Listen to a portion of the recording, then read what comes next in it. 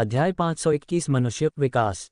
कुछ आत्मिक हथियारों को सक्रिय करने में दूसरों की तुलना में ज्यादा समय लगा। समूह दूसरे पक्ष को बढ़त हासिल करने नहीं देना चाहता था। इसका मतलब था कि अब लड़ाई पूरे जोरों पर थी और समूह आगे बढ़ रहा था। लेकिन हैरानी की बात यह थी कि सबसे आगे चल रहा और सबसे पहले अंदर गया वोडेन ही था। जब वह सेना के एक ओर बढ़ा तो उसने अपने हथियार निकालने की जरा भी परवाह नहीं की। ये देखकर धरती पर मौजूद लोगों ने उस पर कई पत्थर फेंकना शुरू कर दिया। बोडेन, मेरे लिए पत्थरों को हटा दो, बोडेन ने पूछा। हाँ हाँ कप्तान, बोडेन ने कहा। पहला बड़ा पत्थर फेंका गया और बोडेन अपने रास्ते से नहीं हटा क्योंकि उसे अपना लक्ष्य नजर आ रहा था। अगले ही पल उन्होंने देखा कि पत्थर टुकड़े टुकड़े हो गया और उसके कुछ हिस्से उनकी ओर वापस फेंके गए, जिससे उनके कुछ सैनिक घायल हो गए। चट्टान के रास्ते में होने के कारण वे यह नहीं देख पाए कि यह काम नन्हे बोडेन ने ही किया था। हालांकि बोडेन ने अपनी हरकतें कम कर दी, लेकिन उसने बोडेन को अपना रक्षक बनने दिया। आखिरकार वह पहली टोली तक पहुंच गया, लेकिन जैसा कि सैनिक ने सोचा था, उसे धक्का देने, लात मारने या मारने के बजाय उसे तो बस अपने सिर के ऊपर एक साधारण स्पर्श का एहसास हुआ। तुम्हें पता नहीं कितना समय हो गया, मुझे तुम लोगों का यहाँ आने के लिए शुक्रिया अदा करना है, बोडेन ने मुस्कुराते हुए कहा और फिर सिर पर धक्का दे दिया। डूब जाओ। सैनिक के नीचे की जमीन नरम हो गई और सैनिक उसमें ऐसे गिर पड़ा मानो वह पानी हो। कुछ ही देर बाद जमीन फिर से सख्त हो गई और सिर्फ उसका सिर ही दिखाई दे रहा था। वोडन आखिरकार एक बार फिर शक्तियों की नकल कर पाया। उसका साथ देते हुए एडवर्ड, टिम्मी, पीटर और लोगन अंदर घुस गए थे और उनके रास्ते में अप्रत्याशित तबाही मचा रहे थे। उनका लक्ष्य था कि उनके आत्मिक हथियार निकालने से पहले ही उन पर तेजी से हमला किया जाए। जहां तक समूह के दूसरे आधे हिस्से की बात है, लियो ने अब अपनी तलवार निकाल ली थी। वह उसे म्यान में नहीं रखता था, जैसा कि वह आमतौर पर रखता है। क्विन, लड़कियों की रक्षा करो, मुझे पॉल से निपटने दो, लियो ने पूछा, लेकिन पूछने की बजाय लियो उसे बता रहा था कि वह क्या करने जा रहा है, क्योंकि लियो पहले ही सैनिकों के ज्यादातर हमलों को नज़रअंदाज करते हुए सीधे हेड जनरल की ओर बढ़ चुका था। ये तो बिल्कुल सही है, आथा बोला। चलो तुम्हारी ट्रेनिंग शुरू करते हैं, है ना? यहाँ तुम्हारे पास 3 खूबसूरत लड़कियां हैं। तुम्हारा काम अपनी परछाई का इस्तेमाल करके ये सुनिश्चित करना है कि उनमें से किसी के भी खूबसूरत चेहरे को चोट न लगे। सुनने में तो यह आसान लग रहा था, लेकिन असल में ऐसा था नहीं। दरअसल जब क्विन ने इसके बारे में सोचा तो उसे यह नामुमकिन सा लगा। कई दुश्मन उन सभी पर हमला कर रहे थे। क्विन को अपनी परछाई को पतला फैलाना होगा और लड़ते हुए, जहां तक हो सके, लड़कियों की रक्षा करते हुए परछाई को इधर उधर घुमाना होगा। हालांकि वह जानता था कि मजबूत बनना आसान नहीं होगा। क्विन के नीचे की परछाई छट गई और उसका एक हिस्सा उन 2 लड़कियों पर चला गया जो पीछे रह गईं। इस तरह परछाई कम हो गई, लेकिन यही एक काम था जो वह कर सकता था, क्योंकि एरिन एक क्लोज क्वार्टर कॉम्बैट फाइटर की तरह उसके साथ लड़ रही थी। लैला तीर चलाने में व्यस्त थी। सच तो यह है कि वह विकसित होना चाहती थी, लेकिन उस समय सब कुछ उसके लिए बहुत व्यस्त था, इसलिए वह ऐसा नहीं कर पा रही थी। लेकिन उसे खुशी थी कि उसने पहले ही टेलीकिनेसिस क्षमता सीख ली थी। उसे अभी इसे चौथे स्तर तक सुधारना था, लेकिन इसकी बदौलत वह युद्ध के मैदान में जरूरत पड़ने पर ध्यान भटकाने और मदद करने में सक्षम थी। सावधान, सिया ने कहा। उन पर एक पत्थर फेंका जा रहा था, लेकिन उसके हिलने से पहले ही काली परछाई जमीन से उठकर उसकी रक्षा करने लगी। क्विन अपना ध्यान 2 हिस्सों में बांटने में अच्छी तरह कामयाब हो रहा था, लेकिन उसे पसीना आ रहा था और इससे उसकी लड़ने की क्षमता पर थोड़ा असर पड़ रहा था, क्योंकि वे देख सकते थे कि उसे बार बार चोट लग रही थी। लेकिन उसके मजबूत शरीर और उपचार क्षमताओं ने इसकी भरपाई कर दी और वह खुद को बचाने के लिए रक्त की दीवार का अधिक उपयोग भी कर रहा था। सिया युद्ध के मैदान में पूरी तरह से बेकार नहीं थी। जब सैनिक पास आते तो उसके पास कई तरह के उपकरण होते थे जो वह फेंकती थी, जिससे कुछ दुश्मन कुछ देर के लिए निष्क्रिय हो जाते थे या फंस जाते थे। महल छोड़ने से पहले एडवर्ड ने उसे ये उपकरण उपहार में दिए थे। 10वें विंसेंट द्वारा बनाए गए ये उपकरण सबसे सामान्य पिशाच को भी उपयोगी बना सकते थे। सभी के लिए यह आसान नहीं था, क्योंकि उन्हें संघर्ष करना पड़ रहा था। लड़ाई की शुरुआत बीत चुकी थी और ज्यादातर सैनिक अपने आत्मिक हथियार निकालने में कामयाब हो गए थे, जिससे लड़ाई पहले से ज्यादा बराबरी और उनके पक्ष में हो गई थी। अभी तो स्कूल का दूसरा साल भी नहीं बीता। वोडन चिल्लाया, एक हाथ से अपना ब्लेड घुमाते हुए, फिर जमीन पर हाथ फेरते हुए, एक और वार से बचने के लिए। काश मेरे पास अभी अपना आत्मा हथियार होता। युद्ध क्षेत्र के मध्य की ओर बढ़ते हुए लियो जनरल पॉल के सिर के पास पहुंच गया और दोनों ने कुछ देर तक एक दूसरे को देखा। तुम बहुत जल्दी मेरे पास आ गए, पॉल ने कहा। क्या तुम्हें मुझसे कोई दुश्मनी है? उसके पीछे पहले वाले काले पत्थर के 10 टुकड़े तैर रहे थे। वे बेहद खतरनाक लग रहे थे, क्योंकि बाकी कोई भी सैनिक पॉल के साथ लड़ाई में उसके करीब नहीं आना चाहता था, इस डर से कि कहीं गलती से उन्हें चोट न लग जाए। लियो कुछ नहीं बोला और बस अपनी तलवार तैयार करके उससे कुछ मीटर की दूरी पर खड़ा रहा। पहला पत्थर गोली की तरह फेंका गया और साथ ही एक झटका भी लगा। गति बराबर हो गई थी और पत्थर जमीन पर गिर गया। फिर अगला और अगला। काले पत्थर लगातार गिरते रहे और लियो उन सबको दूर भगाता रहा। जो पत्थर जमीन पर गिरे थे वे जल्द ही उठकर अलग अलग दिशाओं से लियो की ओर गिरने लगे। मैं इसे काट नहीं सकता, लियो ने सोचा। मेरी क्षमता मुझे ये देखने की अनुमति दे रही है कि सभी चट्टानें कहाँ से आएंगी। अगर यह न होता तो अब तक मुझे चोट लग चुकी होती, लेकिन अगर मैं उन्हें नहीं तोड़ता तो जल्द ही मैं थक जाऊंगा। इस बार लियो अपने हमलों में अपनी पूरी ताकत लगा रहा था। काली चट्टान उसके अनुमान से कहीं ज्यादा कठोर थी। वह अपनी क्यूई भी लगा रहा था और अपनी तलवार की धार में अपनी रक्त ऊर्जा भी लगा रहा था, जिससे वह जितनी तेज हो सके उतनी तेज हो रही थी। मुझे इसे काटना ही होगा, लियो ने जोर से मुक्का मारते हुए सोचा। अभी वह अपने चरम पर था, फिर भी इस ग्रह पर उसे वह दानव स्तर का जानवर मिल गया था जिसे वह काट नहीं सकता था, और अब प्रमुख जनरल की खास चट्टान, जो शायद उसका आत्मिक हथियार थी। जिस गति से सब कुछ हो रहा था वह मानव की क्षमता से परे थी, और पॉल को आश्चर्य होने लगा कि क्या उसके सामने वाले व्यक्ति में किसी प्रकार की गति क्षमता है जो वह इतनी तेजी से आगे बढ़ रहा था। ऊपर से दर्शक लड़ाई को लगातार देखते रहे और यह वैसा नहीं हुआ जैसा उन्होंने सोचा था। उन्होंने दो संभावित परिणामों के बारे में सोचा था, या तो 10वां परिवार इतना कमज़ोर होगा कि वे पल भर में ही खत्म हो जाएंगे, या फिर इंसान इतने कमज़ोर होंगे कि उनके साथ भी यही होगा। लेकिन ये बिल्कुल सच नहीं था। भले ही वे इसे स्वीकार न करना चाहते हों, वे देख सकते थे कि नया पिशाच योद्धा लियो बाकी योद्धाओं के साथ कितना शक्तिशाली था। इतने कम आदमियों के साथ वे सेना को रोक पाने में सक्षम थे। और जहां तक मनुष्यों का प्रश्न है, वे उनकी अपेक्षा से कहीं अधिक शक्तिशाली थे। ये इंसान बढ़ते ही जा रहे हैं। अगर हम इन्हें ऐसे ही रहने देंगे तो जल्द ही ये हमें उखाड़ फेंकेंगे। राजा क्या सोच रहा है? अब कार्रवाई करने का समय आ गया है, एक सरदार ने गुस्से में कहा। बहुत से पिशाचों का बरसों से इंसानों से कोई संपर्क नहीं था और उनके मन में वे अब भी कमज़ोर छोटी चींटियां ही थे। कुछ तो उन्हें खतरा या मुसीबत भी नहीं समझते थे, जब तक कि इस लड़ाई ने उन्हें यह नहीं दिखा दिया कि वे क्या कर सकते हैं। पूरे युद्धक्षेत्र में लड़ाई जारी थी और अब तक सिर्फ आथा ही था जो इसमें शामिल नहीं हुआ था। समय समय पर वह क्वीन के पास आकर उसे कोई नया काम फुसफुसाता, शायद उसे अपनी परछाई के साथ कुछ अलग करने के लिए कहता। अजीब बात यह भी थी कि हर बार जब आथा ऐसा करता था तो उसके एमसी पॉइंट, जो छाया के लिए इस्तेमाल होते थे, बढ़ जाते थे। ऐसा लग रहा था मानो आथा जानता था कि क्वीन के पास छाया इस्तेमाल करने के लिए एमसी कब खत्म हो जाएगा, और किसी तरह आथा अपने एमसी पॉइंट वापस पा लेता था ताकि वह फिर से अपनी छाया इस्तेमाल कर सके। ऐसा महसूस हुआ जैसे क्वीन वह खेल खेल रहा था जिसमें वह अपनी छाया कौशल का जितना चाहे उतना उपयोग कर सकता था, केवल इस बार यह एक वास्तविक युद्ध क्षेत्र था। केंद्र में वापस आकर लियो का डर सच साबित हो रहा था। वह अभी भी काली चट्टान को तोड़ने में असमर्थ था और एक पिशाच होने के बावजूद वह खुद को थका रहा था, और आखिरकार ऐसा ही हुआ। उसे चोट लगी थी और कहीं भी नहीं। एक काली चट्टान सीधे उसके जबड़े पर लगी थी जिससे उसका सिर एक तरफ उछल गया था। हमला जोरदार था और लियो को अपनी जगह से थोड़ा हटकर खुद को फिर से संगठित करना पड़ा। जब उसने पॉल की तरफ देखने के लिए अपना सिर पीछे घुमाया तो उसका मुखौटा टूटकर जमीन पर गिर पड़ा था। लियो, पॉल ने कहा। पॉल को अपने सामने वाले व्यक्ति पर दोबारा गौर करना पड़ा क्योंकि यह वह लियो नहीं था जिसे वह सैन्य अड्डे पर जानता था। ये वही लियो था जिसे उसने बहुत पहले देखा था।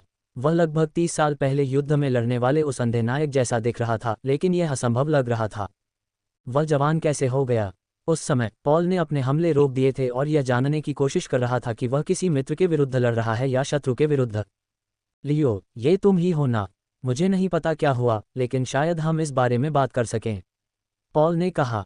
हालांकि लियो उसकी बात अनसुनी कर रहा था, बल्कि उसने अपनी तलवार फिर से उठाई और उसकी मूठ को पहले से भी ज्यादा कसकर पकड़ लिया। किसी भी चीज से ज्यादा इस समय वह उस खास काली चट्टान को काटना चाहता था।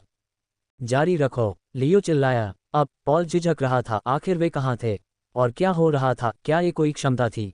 कोई उसके साथ चाले चल रहा था? जरूर, उसे कुछ और सूझ नहीं रहा था। इससे ये भी पता चलता कि वह लियो के उस युवा रूप को क्यों देख रहा था जिससे वह पहले लड़ चुका था, न कि उस बूढ़े रूप को जिसे उसने अपने सैन्य अड्डे पर काम करने के लिए रखा था।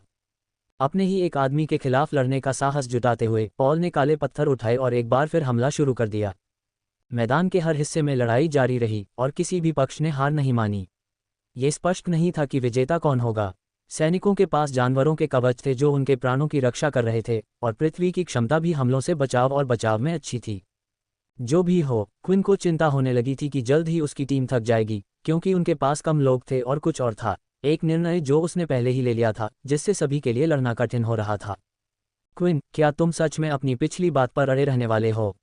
आर्थर ने सोचा, उसे लड़ते हुए देखता रहा।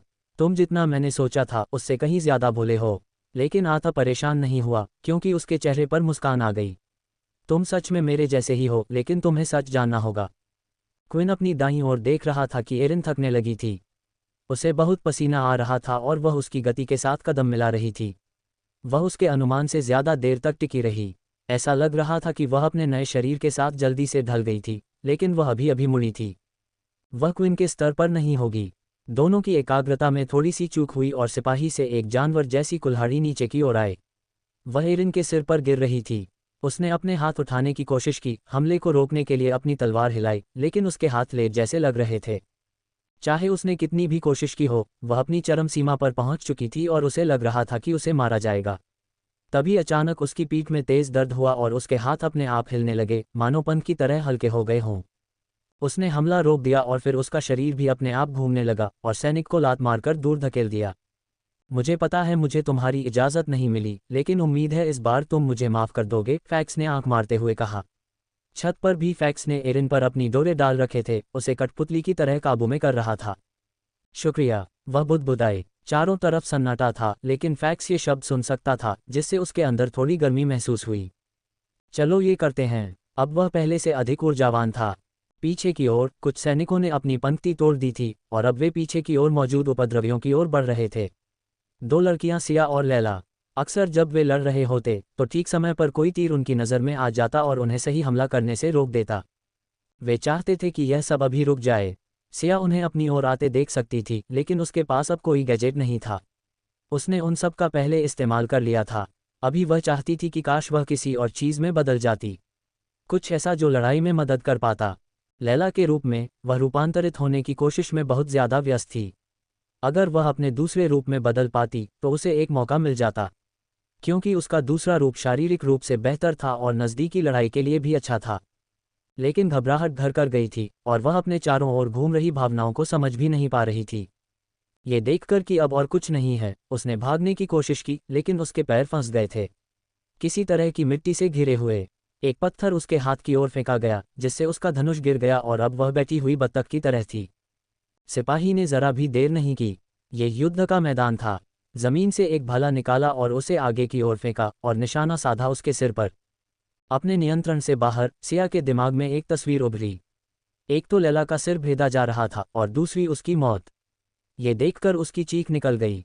वह चीख महल में हुई चीख जितनी ही तेज थी।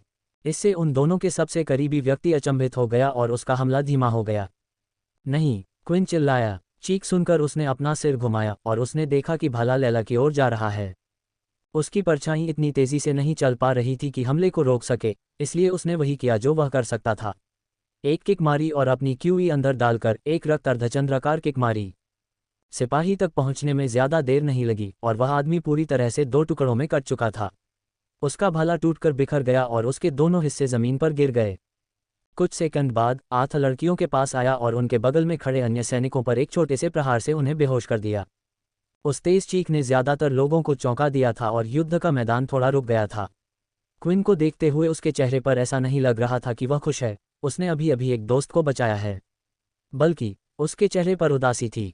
क्विन, ये तुम्हारे लिए एक और सबक है, आर्थ ने कहा। तुम्हें याद रखना होगा, आखिरकार यह एक युद्ध का मैदान है। लड़ाई में दुश्मन तुम्हें मारने की हर संभव कोशिश कर रहा है। अगर तुम उसे नहीं मारते तो वह तुम्हारे दोस्तों को मार डालता। पहले भी जब इंसान इंसान के खिलाफ सोचते थे तब भी यही होता था। यही सबसे ज़रूरी सबक है जो मैं तुम्हें देना चाहता था। आर्थ जानता था कि क्विन का दिल बहुत कोमल है, लेकिन उसे समझ नहीं आ रहा था कि उसे कैसे बदला जाए। कोई भी आम इंसान किसी एक इंसान को बचाने के लिए इतना कुछ त्याग नहीं करता। इसीलिए जब उसने फैक्स को बचाने की कोशिश की तो उसे पता था कि क्विन कैसा है। वह खुद को बदलने का कोई रास्ता सोचने की कोशिश कर रहा था, लेकिन अगली बार जब उन्होंने उसे देखा तो आर्थ ने देखा कि वह थोड़ा बदल गया था। कुछ ही दिन हुए थे, लेकिन उसके चरित्र और आत्मविश्वास से ऐसा लग रहा था कि वह वही बन गया है जो उसे बनना था।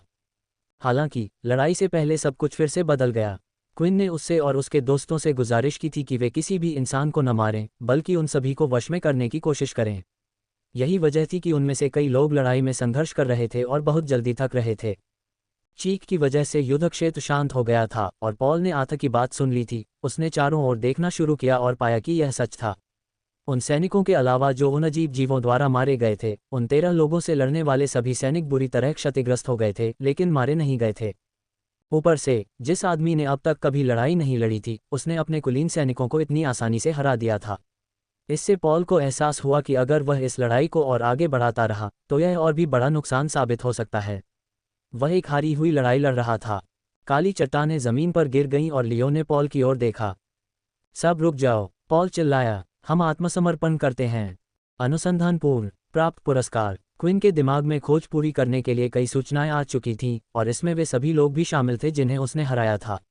लेकिन अभी वह जानना चाहता था कि क्या उसके सभी दोस्त ठीक हैं और उन्हें अपने अपहर्ताओं को पकड़ना है या नहीं। सैनिकों ने तुरंत पॉल की बात मान ली, अपने हथियार जमीन पर गिरा दिए और अपनी क्षमताएं रद्द कर दीं। ऐसा लग रहा था जैसे दोनों पक्ष शुक्र मना रहे थे कि लड़ाई रुक गई, हालांकि यह इतनी अचानक हुई थी। अब फैक्स की बारी थी।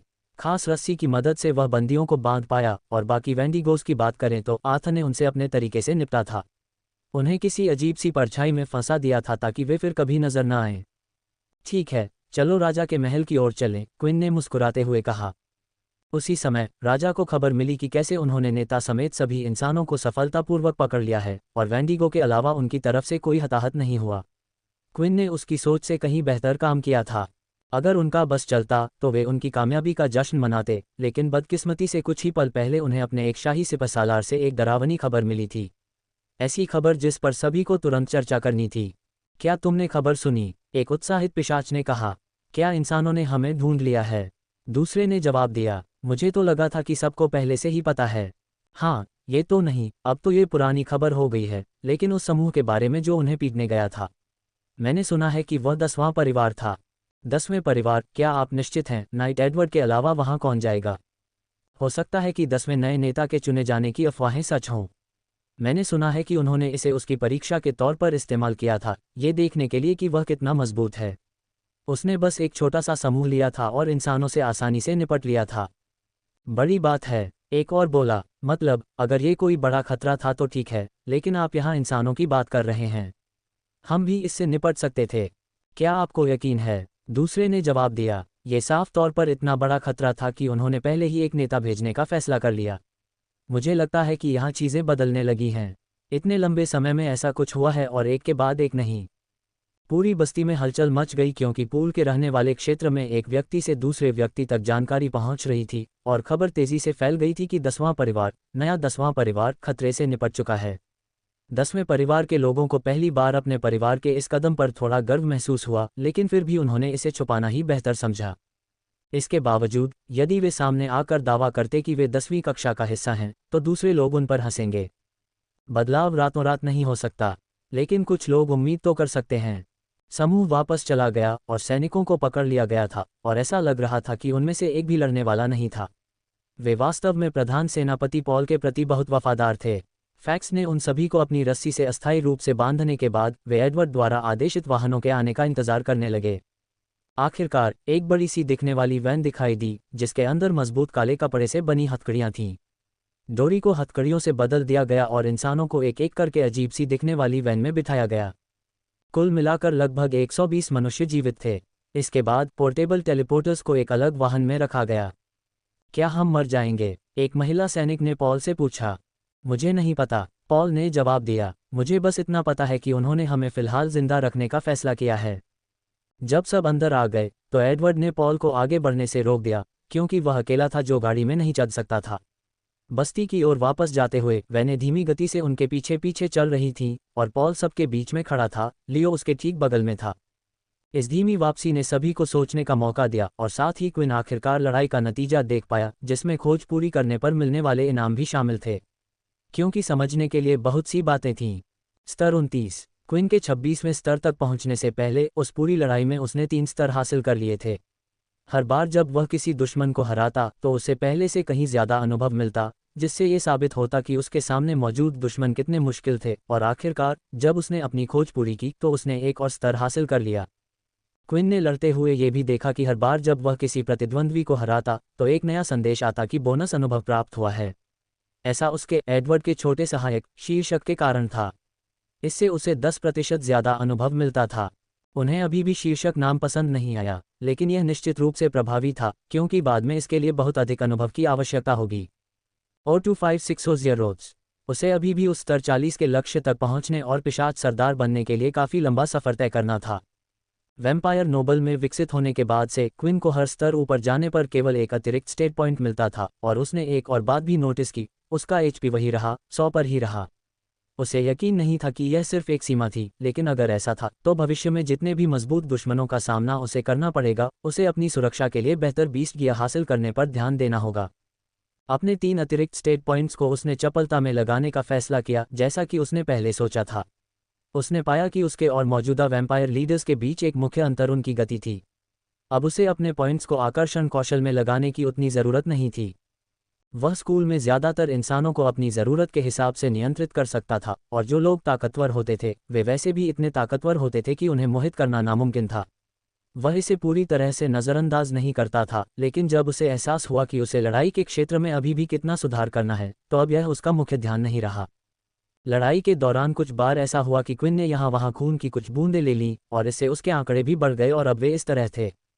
शक्ति 48+1 चपलता 48+5 सहन शक्ति 42+1 आकर्षण 45+1 रक्षा 33। अगली सूचनाएं उसकी छाया क्षमता से संबंधित थीं।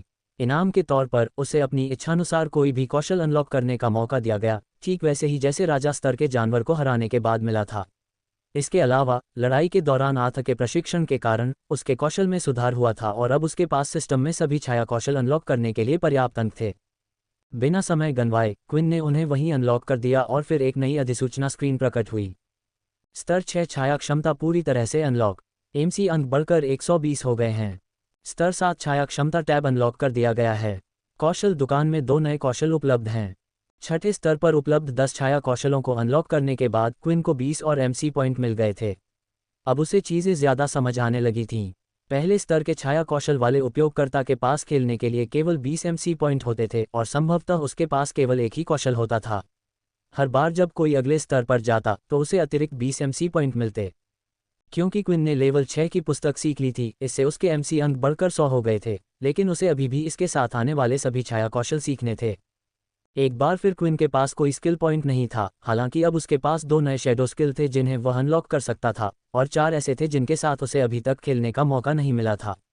क्विन को इसकी कोई चिंता नहीं थी, क्योंकि उसके साथ आता था एक ऐसा व्यक्ति जो शैडो का इस्तेमाल किसी से भी बेहतर जानता था। अंत में खोज को पूरा करने के लिए अंतिम कुछ बातें। आपको 500 प्रतिष्ठा अंक प्राप्त हुए हैं, कुल 600 प्रतिष्ठा अंक। क्विन को अब भी समझ नहीं आ रहा था कि उसे इस बात से खुश होना चाहिए या नहीं, क्योंकि उसे प्रतिष्ठा अंक बिल्कुल बेकार लग रहे थे। वह सिस्टम से एक सवाल पूछना चाहता था, लेकिन जब उसने पूछा तो कोई जवाब नहीं आया। क्विन को उस साइलेंट सिस्टम का फिर से आदी होने में थोड़ा समय लगेगा जो उसके पास पहले था। हालांकि अभी के लिए ज़्यादा प्रतिष्ठा हासिल करना कोई बुरी बात नहीं हो सकती। जब वे जंगल के अंत में आ रहे थे तो पिशाच बस्ती अंततः दिखाई दे रही थी। पॉल यात्रा के अधिकांश समय चुप रहा था, और यह पहली बार था जब उसने अपना मुंह खोला था। ये डाल की संरचनाओं जैसा दिखता है, पॉल ने कहा। एक पल के लिए उसे लगा कि ये इंसान है जो डाल्की की तरफ चले गए हैं, लेकिन फिर उसे लियो की याद आई जो उसके बगल में खड़ा था। लियो डाल्की से सबसे ज़्यादा नफरत करता था, जितना उसने पहले कभी किसी से नहीं देखा था। लियो उनके साथ काम करने की सोच भी नहीं सकता था। ये सब देखकर वह उलझन में पड़ गया, और जब वे बस्ती में पहुंचे तो उसने देखा कि सभी लोग उसकी ओर देख रहे हैं। उसे समझ नहीं आया कि क्या हो रहा है। मानव, क्या ये वह 10वां परिवार है जिसने उन्हें पकड़ लिया? उनकी खुशबू इतनी मीठी है कि मैं वैन के आर पार भी उनकी खुशबू महसूस कर सकता हूँ। पॉल ने जो शब्द और ताने सुने थे उन्हें सुनकर लगा कि वे मानव हैं, लेकिन उन्हें ये बात बिल्कुल गलत लगी। आखिर वह कहाँ था? लियो, मुझे पूछना है, मैंने अपनी मर्जी से अपने लोगों को तुम्हारे हवाले कर दिया। सच कहूं तो इसका एक कारण ये भी था कि मैंने तुम्हें देखा था। पॉल ने समझाया। बस मुझे बताओ, मैं और मेरे लोग सुरक्षित रहेंगे, है ना? तुम उन बेगुनाह सैनिकों को यूं ही मरने नहीं दोगे। लियो जवाब देना चाहता था, लेकिन सच तो ये था कि उसे जवाब नहीं पता था। वह जानता था कि क्विन भी ऐसा नतीजा नहीं चाहती थी, और इसमें उसकी कोई गलती नहीं थी। वे सब बस बुरी स्थिति में थे। ये सुनकर क्विन उनके भाग्य के बारे में सोचने लगा। पॉल की धरती पर मौजूदगी के कारण वे अपनी यादें मिटाकर वापस नहीं भेज पाएंगे। उनके पास लोगन और वोडन जैसा विकल्प नहीं होगा। इस अजीब जगह में क्विन भी उनसे कोई वादा नहीं कर सकता था। आर्थर ने उसे पहले जो सिखाया था उससे साफ था कि उसे उन लोगों को चुनना होगा जिनकी उसे सबसे ज्यादा परवाह है, और वो थे खुद वो और उसके दोस्त। राजा का महल आगे था, जहां मनुष्यों के भाग्य का फैसला किया जाएगा। राजा के महल के सामने लगभग 50 पिशाच तैनात थे, जिनकी वर्दी क्विन ने पहले कभी नहीं देखी थी। अपने नेता के महल में तैनात ज्यादातर पिशाच रक्षकों ने भी वही वर्दी पहनी थी, बस उनके कपड़ों पर परिवार की मुहर लगी थी। कुछ अपवाद थे, जैसे नौवां परिवार जो जेल का प्रभारी था। उसके सामने खड़े ये लोग नीले रंग की किनारी वाले हल्के और बारीक कवच पहने हुए थे, क्विन की जिंदगी की बदौलत, क्योंकि विंसेंट उन्हें जानता था। वे शाही सेना का हिस्सा थे। ये पिशाच उस 1500 कोटे में शामिल नहीं थे जो हर परिवार को दिया जाता था, लेकिन राजा को भी अपनी निजी सेना में कुल मिलाकर केवल 50 या इतने ही पिशाच रखने की अनुमति थी। वे राजा और शाही शूरवीरों के अलावा किसी को जवाब नहीं देते थे। उनके बारे में डरावनी बात यह थी कि उनमें से हर एक में एक पिशाच शूरवीर जैसी ताकत थी। ये क्विन को याद दिलाता था कि पिशाच बस्ती में ऐसे कई चेहरे थे जिन्हें उसने छुआ तक नहीं था। युद्ध के मैदान में जिस तरह से वेंडिगो का इस्तेमाल किया जा रहा था, उसे देखकर उसे ये भी यकीन हो गया था कि ज़मीन के नीचे शायद और भी कुछ काले जीव छिपे होंगे जो किसी भी समय इस्तेमाल के लिए तैयार होंगे। उनका स्वागत करने के लिए शाही शूरवीरों में से एक ड्वाइट मौजूद था। उसके बाल उसके सिर के ऊपर खुले हुए थे और बोलते समय उसके चेहरे के भाव बिल्कुल नहीं बदलते थे। मैं राजा को बता दूंगा कि 10वें नेता क्विंटेलिन ने घुसपैठियों को उनके कहे अनुसार सौंप दिया है। ड्वाइट ने कहा, मुझे लगता है कि बेहतर होगा कि आप सब अपने महल में वापस लौट जाएं और तब तक आराम करें जब तक आपको दोबारा न बुलाया जाए। बड़ी वैनें ले जाई गईं और ड्वाइट ने पॉल का हाथ पकड़ लिया। उसे ले जाते देख उसने लियो की तरफ देखा, मानो वह कुछ कहेगा, उन्हें रुकने के लिए कहेगा, लेकिन कोई शब्द नहीं बोला और वे सब महल की ओर चल पड़े। मैं सोच भी नहीं सकती कि इस समय उसे कैसा लग रहा होगा, लैला ने कहा, ऐसी जगह पर जहां उसे समझ नहीं आ रहा कि क्या हो रहा है, वे कहाँ हैं या ये लोग कौन हैं। शायद इसीलिए वह लियो को देखता रहा। लैला सही कह रही थी, वो अपने विचारों में पागल हो रहा होगा, क्विन ने सोचा। हालांकि पॉल सैन्य अड्डे का नेता था, क्या सारे गलत काम उसकी गलती थे? क्या वो इस सब के लायक था? वो उस स्कूल का भी प्रभारी नहीं था जहां उसकी जिंदगी नर्क थी, और सैन्य स्कूल का ज्यादातर हिस्सा ड्यूक की ही करतूत थी। रुको! ड्वाइट के महल के दरवाजे पर पहुंचने से ठीक पहले क्विन चिल्लाई। उसका क्या होगा? जवाब देने से पहले ड्वाइट ने कुछ देर तक क्विन की ओर देखा। ये बच्चा, मैं नहीं कह सकता कि भविष्य में ये हमारे लिए अच्छा रहेगा या सिर्फ और अधिक परेशानी लाएगा, ड्वाइट ने सोचा। अभी फैसला होना बाकी है, ड्वाइट ने जवाब दिया। चिंता मत करो, तुम्हें जल्द ही बुलाया जाएगा, सबको बुलाया जाएगा। इसके साथ ही वे महल के दरवाजे में प्रवेश कर गए और दरवाजे उनके पीछे बंद हो गए। 4 दिन, लोगन बुदबुदाया। वह क्या था? फैक्स ने उसकी बात सुनकर पूछा। मैं बस हिसाब लगा रहा था कि स्कूल दोबारा शुरू होने में कितना समय बाकी है, लोगन ने जवाब दिया। मैंने अभी तक तय नहीं किया है कि क्या करूं। शायद हमें तब तक इंतजार करना चाहिए जब तक हम देख न लें कि इन लोगों के साथ क्या होने वाला है, क्विन ने जवाब दिया। उस शाही शूरवीर की आवाज़ से हमारी स्थिति और रुख शायद थोड़ा बदल गया होगा। अपना काम पूरा कर लेने के बाद और कुछ करने को न बचा होने पर लड़कियों ने क्विन से पूछा कि क्या एमी के पास वापस जाना ठीक रहेगा। आखिरकार वे सिया के बारे में और जानना चाहती थीं, और सच कहूं तो वे अभी अभी जो कुछ हुआ था उससे अपना ध्यान हटाना चाहती थीं। उन्हें लग रहा था कि अगर वे 10वें महल में ही रहीं तो वे बस सोचते सोचते पागल हो जाएंगी और वे अपना दिमाग व्यस्त रखना चाहती थीं। लड़कियां फिर से समूह से अलग हो गईं, लेकिन जाने से पहले क्विन को कुछ कहना था। लैला, बस सावधान रहना, क्विन ने कहा। उसने ऐसा इसलिए कहा क्योंकि उसके ज़हन में अभी भी लैला को भाले से मारे जाने की तस्वीरें थीं। वह मौत से कुछ ही पल दूर थी। लैला की बात करें तो जब वह मुड़ी तो उसके चेहरे पर एक बड़ी मुस्कान थी। बोले गए शब्द कम थे, लेकिन वह समझ सकती थी कि वे महत्वपूर्ण थे, क्योंकि उसने ये शब्द सिर्फ उससे ही कहे थे, बाकी 2 लड़कियों से नहीं। जब वे महल पहुंचे तो लड़कों ने भी अलग होने का फैसला किया।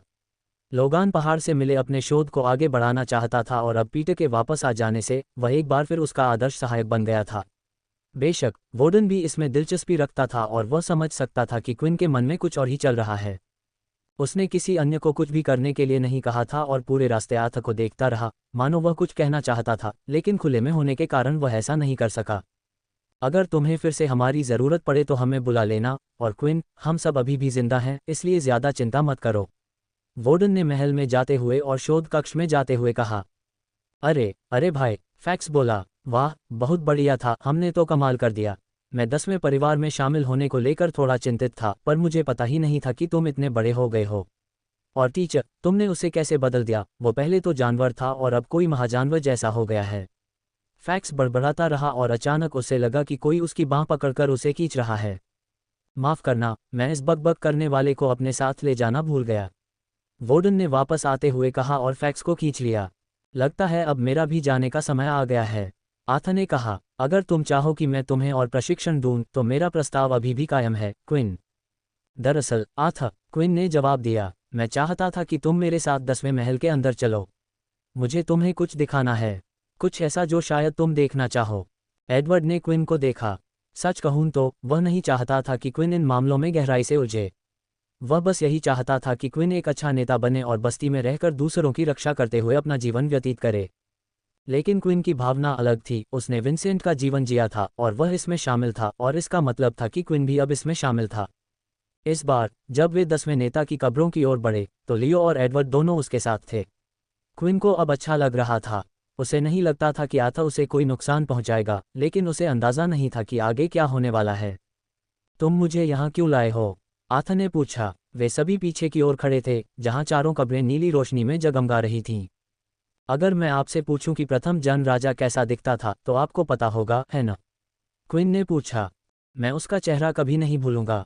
जिस दिन से उसने मुझे बदल दिया था तब से मैं उसे हर दिन याद करता हूँ, आथा ने जवाब दिया। कभी दुश्मन और अब मेरा दोस्त। एडवर्ड और क्विन के बीच नज़रें मिलती रहीं, और यदि एडवर्ड को वह सब पता होता जो क्विन को पता था तो संभवतः वह जो होने वाला था उसे रोकने के लिए अपनी शक्ति में सब कुछ कर लेता। क्विन ने कुछ और नहीं कहा, बल्कि आगे बढ़ गया और बाकी बातें खुद होने दीं। कोई भी स्पष्टीकरण बस आगे पीछे होने का कारण बनता।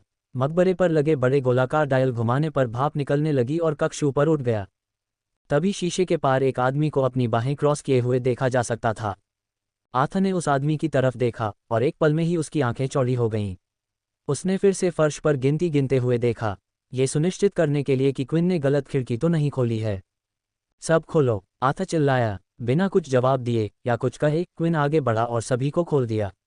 हर एक में एक नेता मौजूद था। आथा ज़्यादातर दूसरे नेताओं को नहीं जानता था, लेकिन वह जानता था कि पहले राजा के बाद 10वां स्थान कौन लेता है, और उस कमरे में वही सही व्यक्ति था। लेकिन उन सभी को खोलने का कारण ये सुनिश्चित करना था कि किसी प्रकार की गलती न हो। वह कहाँ है? इनो कहाँ है? आथा ने पूछा। इसीलिए मैं चाहता था कि तुम यहाँ आओ, क्विन ने जवाब दिया। मुझे नहीं पता क्या हो रहा है, लेकिन पिछले 10वें सरदार ने जब उन्होंने मुझे ये पद सौंपा था तो उन्होंने मुझे अपनी यादें दिखाई थीं, और उनकी यादों में मैंने किसी ऐसे व्यक्ति को देखा था जो पहले राजा जैसा दिखता था, लेकिन अगर पहला राजा हमेशा के लिए सो गया होता तो यह असंभव होता। यहाँ कोई नहीं जानता कि पहला नेता कैसा दिखता है, और आपकी कहानी सुनने के बाद और यह जानने के बाद कि आपकी उम्र कितनी है, मैंने सोचा कि मैं आपसे इसकी जानकारी ले लूँ। आथा को यकीन नहीं हो रहा था। उसने पहले राजा को खुद सोते हुए देखा था। जब उसने ऐसा किया था तब सब वहाँ मौजूद थे। कोई चाल नहीं थी, वरना बाकियों को पता चल जाता। इसका मतलब सिर्फ एक ही था कि किसी ने उसे जगाया था और किसी और को कमरे के अंदर रख दिया था। सवाल ये था कि क्यों? आथा के मन में शुरुआती झटका तो कम होने लगा, लेकिन इसके बाद उसे एहसास हुआ कि क्विन ने जो कुछ उसे बताया था वह भी थोड़ा अजीब था। क्विन, बताओ, तुम्हें कैसे पता चला कि पहला राजा कैसा दिखता था? अगर पिछले नेता ने तुम्हें अपनी यादें भी दिखाई हों तो भी उसे ऐसी कोई बात नहीं पता होनी चाहिए थी, आथा ने पूछा। यह ऐसी बात थी जिसे एडवर्ड भी नहीं जान पाया था। क्विन को कैसे पता चला? यही कारण था कि उसे लगा कि लियो और एडवर्ड का उसके साथ रहना अधिक सुरक्षित होगा। वह जानता था कि उसे बताना ही होगा। मुझे तुम्हें कुछ बताना है और ये तुम्हारा चुनाव है कि तुम मुझ पर विश्वास करो या नहीं। ये कुछ ऐसा है जो बोनक्लॉ ने मुझे दिखाया था। 2 मिनट हो गए थे, आथा के मुंह से एक शब्द भी नहीं निकला था। वह बस अपने सामने वाले कमरे को घूरता रहा। कुछ मिनट पहले क्विन ने आथा को सब कुछ बता दिया था जो हुआ था। बोनक्लॉ ने उसे जो कुछ दिखाया था वह सब असल में बोनक्लॉ ही था जिसने उस समय अपने स्वामी की ओर से आथा के आदमियों पर हमला किया था। स्वामी पहला राजा इनो था। इस वक्त कोई भी शब्द न कहने से बेहतर होता। क्विन सोच रहा था कि अब क्या होने वाला है। क्या वो भड़केगा? क्या वो क्विन को झूठा कहेगा? कितनी सारी संभावनाएं थीं। वह आथा को अपना दुश्मन नहीं बनाना चाहता था। उसने उसकी बहुत मदद की थी, इसलिए जो कुछ भी हो रहा था उसकी सच्चाई जानने का वह हकदार था। मुझे उसे ढूंढना होगा, आथा आखिरकार बोला। मुझे ये बात उसके मुंह से सुननी है और उसके बाद मैं खुद उससे पूछूंगा कि वह क्या करने की योजना बना रहा है। आथा नाराज नहीं था। वह इतने साल पहले घटी किसी घटना को खुद पर हावी नहीं होने देगा। बरसों पहले घटी किसी घटना पर गुस्सा होना मुश्किल था। सबसे ज्यादा वह निराश था। वह समझ रहा था कि इन्होंने उस समय जो किया था वह क्यों किया था और आखिरकार उस दिन उसका कोई भी आदमी नहीं मरा था। समस्या ये थी कि उसे एक तथाकथित दोस्त ने धोखा दिया था। अगर वह अपने लक्ष्य के लिए इतनी दूर चला गया होता तो इनो कुछ भी कर सकता था। इसका मतलब था कि उसके जागने की कोई वजह जरूर थी। इनो जैसा चालाक और होशियार इंसान यूं ही नहीं जाग जाता। तो फिर तुम मुझ पर विश्वास करते हो? क्विन ने सावधानी से पूछा। बिल्कुल, आथ ने जवाब दिया। झूठ बोलकर तुम्हें क्या हासिल होगा? मुझ पर इस तरह का आरोप लगाने का कोई मतलब नहीं है और मुझे समझ नहीं आ रहा कि तुम्हें पहले नेता के बारे में कैसे पता चला होगा। क्विन, मैं तुमसे कहूंगा कि तुम इनो का ये काम मुझ पर छोड़ दो, लेकिन मुझे लगता है कि उसे ढूंढने के तुम्हारे अपने ही कारण हैं। अगर मैं उसे तुमसे पहले ढूंढ लूं तो मैं वादा करता हूं कि मैं उसे तुम्हारे पास ले आऊंगा ताकि तुम्हें अपने सारे जवाब मिल जाएं। आथ ने कहा और कब्र से बाहर निकलकर सीढ़ियों की ओर चल पड़ा। तुम कहाँ जा रहे हो? क्विन ने पूछा। अब मेरे लिए ये जगह छोड़ने का समय आ गया है। ये कभी मेरा घर नहीं था। इतने सालों तक मुझे यहाँ रहने का कभी एहसास ही नहीं हुआ और अब भी मुझे यहाँ स्वागत जैसा महसूस नहीं होता। ये कहते हुए उसे याद आया कि एक जगह थी जहाँ उसे इस समय स्वागत का एहसास हुआ था और वह थी वह शरण जहाँ वह रूबी के साथ आया था और जिसे उसने बनाया था। मैं इनो को ढूंढने जाऊंगा और पता लगाऊंगा कि मेरे लोगों का क्या हुआ। मैंने यहाँ बहुत समय बिता लिया है और अब मैं यहाँ से विदा लेता हूँ। अगर राजा सभा में मेरे बारे में पूछे तो उसे बता देना कि मैं जा चुका हूँ। क्विन उसे चिल्लाकर रुकने को कहने ही वाला था। उसे आथ से अभी भी बहुत कुछ सीखना था। क्या वह नतीजा नहीं जानना चाहता था? कम से कम वह तब तक तो रोक सकता था जब तक क्विन को समझ न आ जाए कि क्या करना है। लेकिन तब तक आथ उसकी छाया में डूबकर गायब हो चुका था। ये स्पष्ट था कि उसने ये जगह छोड़ने का फैसला कर लिया था और जब उसने कहा कि वह अभी जा रहा है तो वह सचमुच यही कह रहा था। क्विन को थोड़ा अजीब लगा। बातचीत के दौरान मुश्किल हालात में आथ हमेशा उसका सहारा बनता था। उसकी वजह से ही कई पिशाच उसे छूने से कतराते थे। उसके जाने के बाद सब कुछ बदल जाएगा। ये बात समझकर क्विन को अब एक बात समझ आ गई थी। वह यहाँ नहीं रहना चाहता था, वह वापस धरती पर जाना चाहता था। यह उसकी जगह नहीं थी। समस्या ये थी कि पहली बार उसे विंसेंट या आथ के बिना बातचीत करनी थी। ये सोचते हुए ही उसे अपने बाएं कंधे पर एक कोमल स्पर्श महसूस हुआ और फिर दाएं कंधे पर भी। सिर घुमाकर उसने देखा कि उसके दो साथी शूरवीर वहां हाथ रख रहे हैं। एडवर्ड ने कहा, चिंता मत करो क्विन, हम आपके साथ हैं। लियो ने भी कहा। ऐसी जगह पर भी उसके पास ऐसे लोग थे जो उसकी परवाह करते थे और पिशाच बस्ती में उसकी मुलाकात कुछ महान लोगों से हुई थी। काश हम सब के लिए एक साथ वापस जाने का कोई रास्ता होता। महल की ओर लौटते हुए बस एक ही चीज़ बदली थी। अब उसे पता था कि उसका शक सच होने की पूरी संभावना है। पहला राजा जिंदा है और शायद धरती पर ही है। इस वक्त उसकी सबसे ज्यादा इच्छा थी कि वो विंसेंट से इस बारे में बात कर सके। उसे बताओ कि उसे क्यों लगा कि पहले राजा ने किताब में इस्तेमाल की गई व्यवस्था बनाने में उसकी मदद की थी। वह आगे बढ़ता रहा और आखिरकार उस बड़े सिंहासन पर बैठ गया जिसके शीशे के सामने शहर का नज़ारा था। महल की सबसे अच्छी बात यही थी, वह नज़ारा। बैठक से पहले हम इस समय का उपयोग सबको ये घोषणा करने के लिए कर सकते हैं कि आप यहाँ के राजा हैं, एडवर्ड ने सुझाव दिया। ये सही समय है जब मनोबल ऊंचा हो। मैंने सुना है कि बाहर के लोगों ने हमारी ताकत और अच्छे कामों के बारे में सुना है। क्वेस्ट प्राप्त हुआ, लोगों को उनके नेता के बारे में बताएं। इनाम, प्रतिष्ठा अंक जोड़ 100। पहली बार यह एक ऐसी खोज थी जिसकी क्विन को ज्यादा चिंता नहीं थी। आथा को इतनी आसानी से यूं जाते देख वह भी मन ही मन यही चाहता था। मुझे लगता है कि मुझे इस बैठक के नतीजों का इंतजार करना चाहिए। मुझे बताए, आपको क्या लगता है कि वे इंसानों को क्या विकल्प देंगे? क्विन ने पूछा। मुझे पता है तुम उन्हें बचाना चाहते हो, लेकिन यह मुश्किल होगा, एडवर्ड ने जवाब दिया। तुम्हारे दोस्तों के उलट वे बस एक दो लोग हैं और वो भी छात्र। लेकिन इस बार यह एक प्रमुख जनरल था, बड़ी मछलियों में से एक। उनकी यादें मिटाकर उन्हें वापस धरती पर भेजना नामुमकिन होगा। इससे बस आगे की जांच पड़ताल शुरू हो जाएगी। सबसे अच्छा यही होगा कि उन्हें कभी वापस न भेजा जाए। इंसान बस यही सोचेंगे कि वे लाल ग्रह पर लापता हो गए हैं। वे वहां खोजबीन जारी रख सकते हैं और उन्हें कुछ नहीं मिलेगा। फिर पिशाच बस उनका इंतजार करेंगे। कुछ 100 सालों में इंसान इस घटना को पूरी तरह भूल जाएंगे।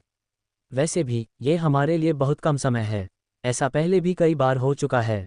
क्विन ने जैसा सोचा था वैसा ही हुआ, लेकिन कोई तो रास्ता होगा, वरना उन्हें युद्ध के मैदान में मार देना उन्हें भोजन के रूप में इस्तेमाल करने देने से बेहतर होता। और उन्हें बदलने के बारे में क्या ख्याल है? ये भी एक विकल्प था जो दिया गया था। क्या इससे कम से कम उन्हें मारने से रोका जा सकेगा? या इंसानों को भोजन के रूप में इस्तेमाल करने से? इस तरह बड़े पैमाने पर बदलाव, क्विन, मुझे नहीं लगता कि तुम समझ पाओगे। हर पिशाच में अपने शिकार को पिशाच में बदलने की क्षमता नहीं होती। यह एक थका देने वाली प्रक्रिया है। ज्यादातर पिशाच इस दुनिया में पैदा ही होते हैं, न कि इसी वजह से, एडवर्ड ने समझाया। क्विन अब समझ गया था कि जैसे जैसे उसका स्तर बढ़ता और विकास होता गया, उसके ज्यादा लोगों को बदलने के स्लॉट हमेशा बढ़ते गए। अगर वह अपने बाकी स्लॉट इस्तेमाल भी कर लेता तो भी वह उन सबको नहीं बचा पाता। बाकी दिन क्विन ने आराम करने का निर्णय लिया था और ऐसा करते समय वह अपने दिमाग पर जोर डालेगा कि क्या वह कुछ कर सकता है। लड़कियां वापस नहीं लौटी थीं, लेकिन एडवर्ड जानता था कि वे सुरक्षित हैं। उसने उन्हें बताया नहीं था, लेकिन एडवर्ड ने अपने एक भरोसेमंद आदमी को उनकी देखभाल के लिए भेजा था। जहां तक लड़कों की बात है, वे अभी भी डाल्की से कोई भी नई जानकारी हासिल करने की कोशिश में लगे हुए थे और वोडन और लोगन ने अपना फैसला ले लिया था। उन दोनों के लिए उनकी क्षमताएं बहुत मायने रखती थीं। तो लोगन ने एक तरह की वीडियो डायरी बना ली थी। उसमें उन्होंने यहाँ रहते हुए जो कुछ भी खोजा था, सब कुछ बताया था। उसने पिशाचों को चकमा देने की कोशिश करने के बारे में सोचा था, लेकिन अगर उन्हें पता चल गया तो क्विन के लिए कोई फायदा होता, ऐसा कोई तरीका उसे समझ नहीं आ रहा था। अगला दिन आ गया और जैसी की उम्मीद थी, 10वें महल में एक आगंतुक आया। आखिरकार बैठक शुरू होने का समय आ गया था। क्विन ने एडवर्ड को अपने साथ ले जाने का फैसला किया था, क्योंकि उन्हें परिषद कक्ष में केवल एक पिशाच शूरवीर को ही जाने की अनुमति थी। यदि कोई बड़ी दुर्घटना घटित हो जाए तो लियो को दूसरों की देखभाल के लिए पीछे छोड़ दिया गया। जब वे कमरे में थे तो 14वीं सीट को छोड़कर सभी सीटें भरी हुई थीं। दंडक की सीट जहां आथा बैठता था, वह सचमुच चला गया। अन्य नेता असमंजस में दिखे और प्रतीक्षा करने लगे, और ऐसा लग रहा था कि राजा भी प्रतीक्षा कर रहा है, इसलिए क्विन ने बोलने का निर्णय लिया। आथ ने कहा है कि उसने छुट्टी लेने का फैसला कर लिया है। कुछ काम आ गया है और वह वापस नहीं आएगा। क्विन ने कहा, मुझे सूचित करने के लिए धन्यवाद। राजा ने उत्तर दिया, मुझे लगता है कि अब हम बैठक शुरू कर सकते हैं। कृपया उसे अंदर ले आइए। राजा के पीछे के दरवाजे खुल गए और कमरे में प्रवेश करते ही पॉल दिखाई दिया। मैंने आज इस इंसान को इस कमरे में आने की अनुमति इसलिए दी है क्योंकि कुछ गंभीर हो रहा है। पृथ्वी पर कुछ गंभीर घटित हो रहा है। क्विन की तरह ही दूसरे नेता भी इस खबर से हैरान थे। साफ था कि उन्हें लगा था कि ये सिर्फ हमलावरों से निपटने के लिए एक बैठक होगी, लेकिन ऐसा लग रहा था कि कुछ और भी चल रहा है। सबसे पहले हमें 10वें नेता क्विन को बधाई देनी चाहिए। उसने न केवल घुसपैठियों को रोका, बल्कि अपने किसी भी आदमी को नुकसान पहुंचाए बिना ऐसा करने में भी सफल रहा। राजा ने कहा। पॉल ने अपना सिर उठाकर देखा कि वे किसकी ओर इशारा कर रहे हैं, क्योंकि उसे भी यह जानने में दिलचस्पी थी कि उसे पकड़ने वालों का नेता कौन है, और उससे भी ज्यादा जरूरी, कौन इतना योग्य है कि लियो को अपने साथ ले आए। लियो को अपनी तरफ बुलाने की कोशिश में उसे भी काफी मशक्कत करनी पड़ी थी, इसलिए वह केवल ये कल्पना ही कर सकता था कि वह एक महान व्यक्ति है।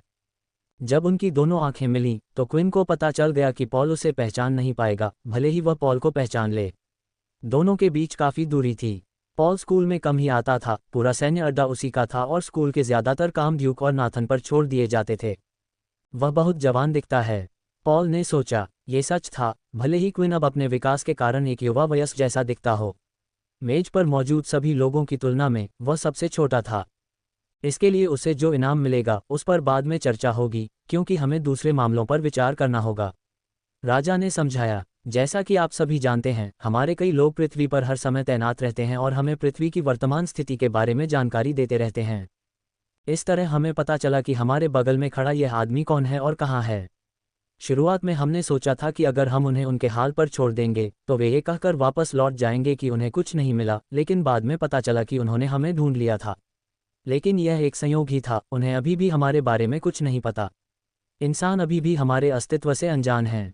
हमने हर एक को लेकर और उन्हें एकीकृत करके इसकी पुष्टि की है। उनमें से कई के चेहरों पर राहत की झलक थी। इसका मतलब है कि हमें कहीं और जाने की जरूरत नहीं पड़ेगी। उसने कुछ देर रुककर कहा, अगर इंसान वापस नहीं लौटते तो वे मान लेंगे कि हमारे प्रशिक्षण गृह पर कुछ हुआ है। जब तक ये सब खत्म नहीं हो जाता, तब तक हमारे पास भविष्य के पिशाचों के लिए डेथ बैच से बनी पर्याप्त अंगूठियां हैं, इसलिए यह कोई समस्या नहीं है। जैसा कि एडवर्ड ने पहले कहा था, यही सबसे संभावित रास्ता था जिसे वे अपनाएंगे। इंसानों को वापस न लौटाना और बस यूं ही दिखावा करना कि वे युद्ध में लापता हो गए थे। जब तक उन्हें पता न हो कि पिशाच कहाँ हैं, तब तक यह उनके लिए कोई समस्या नहीं होगी। मैं क्या करूं? क्विन ने सोचा। राजा ने थोड़ा रुककर अपनी छाती पर हाथ रखा, मानो कुछ रोकने की कोशिश कर रहा हो, लेकिन वह ऐसा नहीं कर पाया और उसे खांसी का दौरा पड़ गया। उसके बगल में खड़े उसके शूरवीरों ने उसे उठाने की कोशिश की, लेकिन उसकी घूरती निगाहों ने उसे रोक दिया और उसे तब तक खांसने दिया जब तक कि उसकी खांसी बंद नहीं हो गई। उद्धरण चिन्ह ... और अब मैं अधिक महत्वपूर्ण मामले को अपने शूरवीर ड्वाइट को समझाने के लिए सौंपता हूँ, राजा ने अपनी सीट पर बैठते हुए कहा। ड्वाइट ने अपने हाथ पीठ के पीछे रख लिए और अपनी छाती फुला ली, तथा उसके चेहरे पर हमेशा की तरह वही मृत भाव था। जैसा कि राजा ने पहले कहा था, पृथ्वी पर कई लोग हमें वहां की स्थिति के बारे में जानकारी दे रहे हैं, लेकिन सही शब्द है था, ड्वाइट ने समझाया। हाँ, हमें यकीन नहीं है कि ये मामले आपस में जुड़े हैं या नहीं, लेकिन जब से हेड जनरल प्रशिक्षण गृह पर पहुंचे हैं और यहाँ पहुंचे हैं, तब से हम अपने किसी भी व्यक्ति से संपर्क नहीं कर पा रहे हैं। हमें इस बात की कोई खबर नहीं है कि क्या हो रहा है या क्या हुआ है। हम बस इसी आदमी पर भरोसा कर सकते हैं, लेकिन ऐसा लगता है कि अपनी स्थिति में होने के बावजूद उसे इस बात का पता ही नहीं है कि क्या हुआ है। इसका मतलब है कि हो सकता है कि हमें खोज लिया गया हो, या फिर वहाँ कुछ और भी बड़ा हो रहा हो जिसके बारे में उसे पता ही न हो। कुछ पिशाचों को यह कोई बड़ी समस्या नहीं लगी। उन्हें अब पृथ्वी की कोई परवाह नहीं थी। उनके पास अपना रक्त भंडार था। अगर इंसान मर गए तो उन्हें क्या परवाह। जबकि कुछ दूसरे लोग अलग तरह से सोचते थे।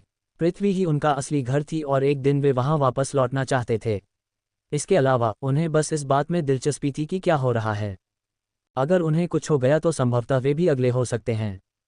यदि उन्हें पता चल जाता तो उन्हें फिर से घर बदलना पड़ता और फिर वे अपने मूल घर से दूर क्यों भागते रहते।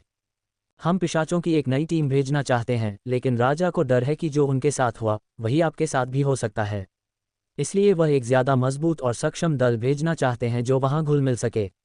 हालांकि वहां हमारे संपर्क टूट जाने के कारण ऐसा लगता है कि समाज में सहज रूप से घुल मिल पाना नामुमकिन होगा। इस समय हम सुझावों के लिए तैयार हैं, लेकिन अभी भी काफ़ी उलझन में हैं। कमरा चर्चा के लिए खुला था, जिससे कमरे में मौजूद सभी नेता आपस में खुलकर बात कर सकते थे और शूरवीर भी देख सकते थे कि क्या वे कोई सुझाव दे सकते हैं। ऐसा लग रहा था कि उनमें से ज़्यादातर को पृथ्वी पर जाने का विचार पसंद नहीं आया। ये बात उन्हें अच्छी नहीं लगी और अपनी सेना का एक बड़ा हिस्सा वहां भेजने से उनकी ताकत यहाँ कमज़ोर हो जाएगी। जैसी कि उम्मीद थी, किसी भी नेता ने क्विन से बात नहीं की थी, लेकिन उसे इसकी परवाह नहीं थी। इसके बजाय क्विन पॉल की तरफ देख रहा था, कोई जवाब ढूंढने की कोशिश कर रहा था, और उसे एक जवाब मिल ही गया था। ड्वाइट ने कहा, ठीक है, चर्चा का समय समाप्त हो गया है। यदि किसी के पास कोई सुझाव है कि इस स्थिति में हम क्या कर सकते हैं तो कृपया आगे आएं। कुछ सुझाव दिए गए, लेकिन ज़्यादातर वही थे जो वे पहले से कर रहे थे। राजा बिल्कुल भी खुश नहीं दिखे क्योंकि उन्हें लगा कि इससे वही नतीजे मिलेंगे। फिर ब्रायस ने सुझाव दिया कि उन्हें वहां एक बड़ी सेना ले जाने की इजाज़त दे देनी चाहिए और इंसानों के साथ साथ जो कुछ भी हो रहा है उससे निपटना चाहिए। मनुष्यों को उनकी उपस्थिति का एहसास कराएं। आश्चर्यजनक रूप से राजा ने इस विचार को पूरी तरह से नज़रअंदाज नहीं किया, बल्कि कहा कि वह आगे बढ़ने से पहले ये जानना चाहेंगे कि क्या हुआ था, क्योंकि वह चाहते थे कि उनके पक्ष में कम से कम लोग हताहत हों। फिर अंततः ऐसा लगा कि पूरी तालिका में फिर से सुझाव खत्म हो गए हैं। ये देखकर क्विन ने हाथ उठाया। अगर मैं बोल सकूं तो मेरे पास एक सुझाव है, क्विन ने पूछा। ड्वाइट ने उसकी ओर देखा और फिर रुक गया, लेकिन उसके पास उसे रोकने का कोई कारण नहीं था, इसलिए उसने सिर हिला दिया। मुझे एक समूह चुनने दो जो मेरे साथ जाए। कमरे में मौजूद कुछ लोगों ने सोचा कि वह ऐसा सुझाव देगा, क्योंकि वे अभी भी इस बात को लेकर अनिश्चित थे कि क्विन वास्तव में उनके पक्ष में एक पिशाच है या नहीं। मुझे लगता है कि एक बार जब आप मेरी बात सुन लेंगे तो यही हमारे लिए सबसे अच्छा विकल्प होगा। मैं पॉल की सैन्य अकादमी में छात्र था और अब भी हूँ। मेरे साथ आए ज़्यादातर लोग भी इसी स्थिति में हैं। हम अंदर से स्वतंत्र रूप से जानकारी इकट्ठा कर पाएंगे और अगले साल स्नातक होने के बाद हम सेना में भर्ती हो जाएंगे। वहाँ हमेशा कोई ना कोई आपके साथ रहेगा और मैं एक और सुझाव देना चाहूँगा। हम पॉल को भी अपने साथ ले जाएं। वह जिस पद पर है वहाँ उसे इंसानों की योजनाओं के बारे में हमसे ज़्यादा जानकारी होगी।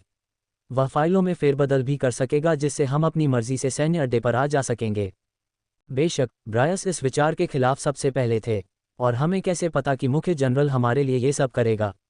वह ऐसा क्यों करेगा? जैसे ही हम उसे वापस भेजेंगे वह मनुष्यों को बता देगा कि हम क्या हैं और कहाँ हैं। हालांकि क्विन को इसकी उम्मीद थी और कल रात उसने संभावित परिस्थितियों के बारे में सोचा था। उसने बस यह नहीं सोचा था कि ऐसा कोई बेहतरीन मौका आएगा।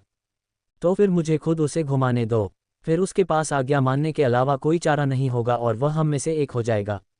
क्विन ने कहा, आपका मतलब आप में से एक है? एक अन्य नेता ने बीच में ही टोक दिया, लेकिन क्विन ने अपनी बात जारी रखी। तुम डर रहे हो ना? मुझे पता है तुमने उसकी ताकत देखी है, लेकिन उसे पलटने से उसकी ताकत खत्म हो जाएगी। वह पहले जैसा नहीं रहेगा, लेकिन हमें उसकी ऐसी हालत की ज़रूरत नहीं है। हमें बस बेस में उसकी ताकत की स्थिति चाहिए। तुम्हें यह अच्छा लगेगा, है ना? ब्राइस ने कहा, लेकिन देखो, तुम्हारी इस छोटी सी योजना में एक समस्या है। वह तुम्हें धोखा दे सकता है। ये सच है कि उसे तुम्हारी आज्ञा माननी होगी और साथ ही वह तुम्हें नुकसान भी नहीं पहुंचा सकता। लेकिन क्या तुम हर समय उसके साथ रहोगी? जब तुम आसपास नहीं हो तो तुम उसे बोलने से नहीं रोक सकती। उसे बोलने से कौन रोकेगा? लोग, क्विन ने जवाब दिया। उसके आदमी जिन्हें हम लाए थे वे यहीं रहेंगे, लेकिन हमें उन्हें जिंदा रखना होगा। तुमने देखा होगा कि उसने युद्ध के मैदान में कैसा व्यवहार किया। उसने लड़ाई छोड़ने का सिर्फ एक ही कारण था, क्योंकि वह नहीं चाहता था कि उन्हें चोट लगे। हम इसका इस्तेमाल उसके खिलाफ कर सकते हैं, क्विन ने कहा। एक पल के लिए ब्रायस थोड़ा पीछे हट गया। वह उस व्यक्ति के चरित्र को नकार नहीं सकता था, लेकिन वे बस इसी पर भरोसा कर रहे थे। ये कि यह इंसान अपने लोगों की परवाह करता है, बस इतना ही काफ़ी नहीं था। लेकिन उनके पास क्या विकल्प थे? क्विन ने एकदम सही तर्क दिया था। पृथ्वी पर उनका कोई सहयोगी नहीं था, तो इससे बेहतर और क्या हो सकता था कि एक साथी बना लिया जाए, और वह भी एक शक्तिशाली साथी के रूप में। अगर यह कारगर होता तो पिशाच पहले से कहीं बेहतर स्थिति में होते। इसमें यह भी शामिल था कि क्या वे भविष्य में कभी उन पर कब्जा करना चाहेंगे। इसलिए क्विन धीरे धीरे उन सबको मना रहा था।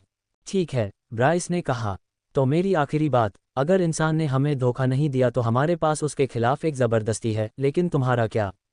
हम इतना यकीन कैसे कर सकते हैं कि तुम इंसान के पक्ष में नहीं जाओगे?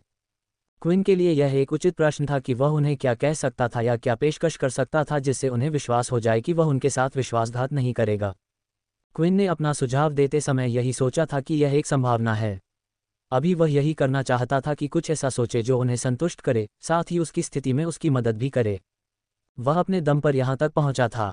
अब उसके पास आथ या विंसेंट जैसे लोग नहीं थे जो उसे सुझाव देने में मदद कर सकें। सब कुछ उसी पर निर्भर था और वह आखिरी बाधा पर था। अगर उसका एक पिशाच शूरवीर महल में रह जाए तो ये काफ़ी होगा, है न?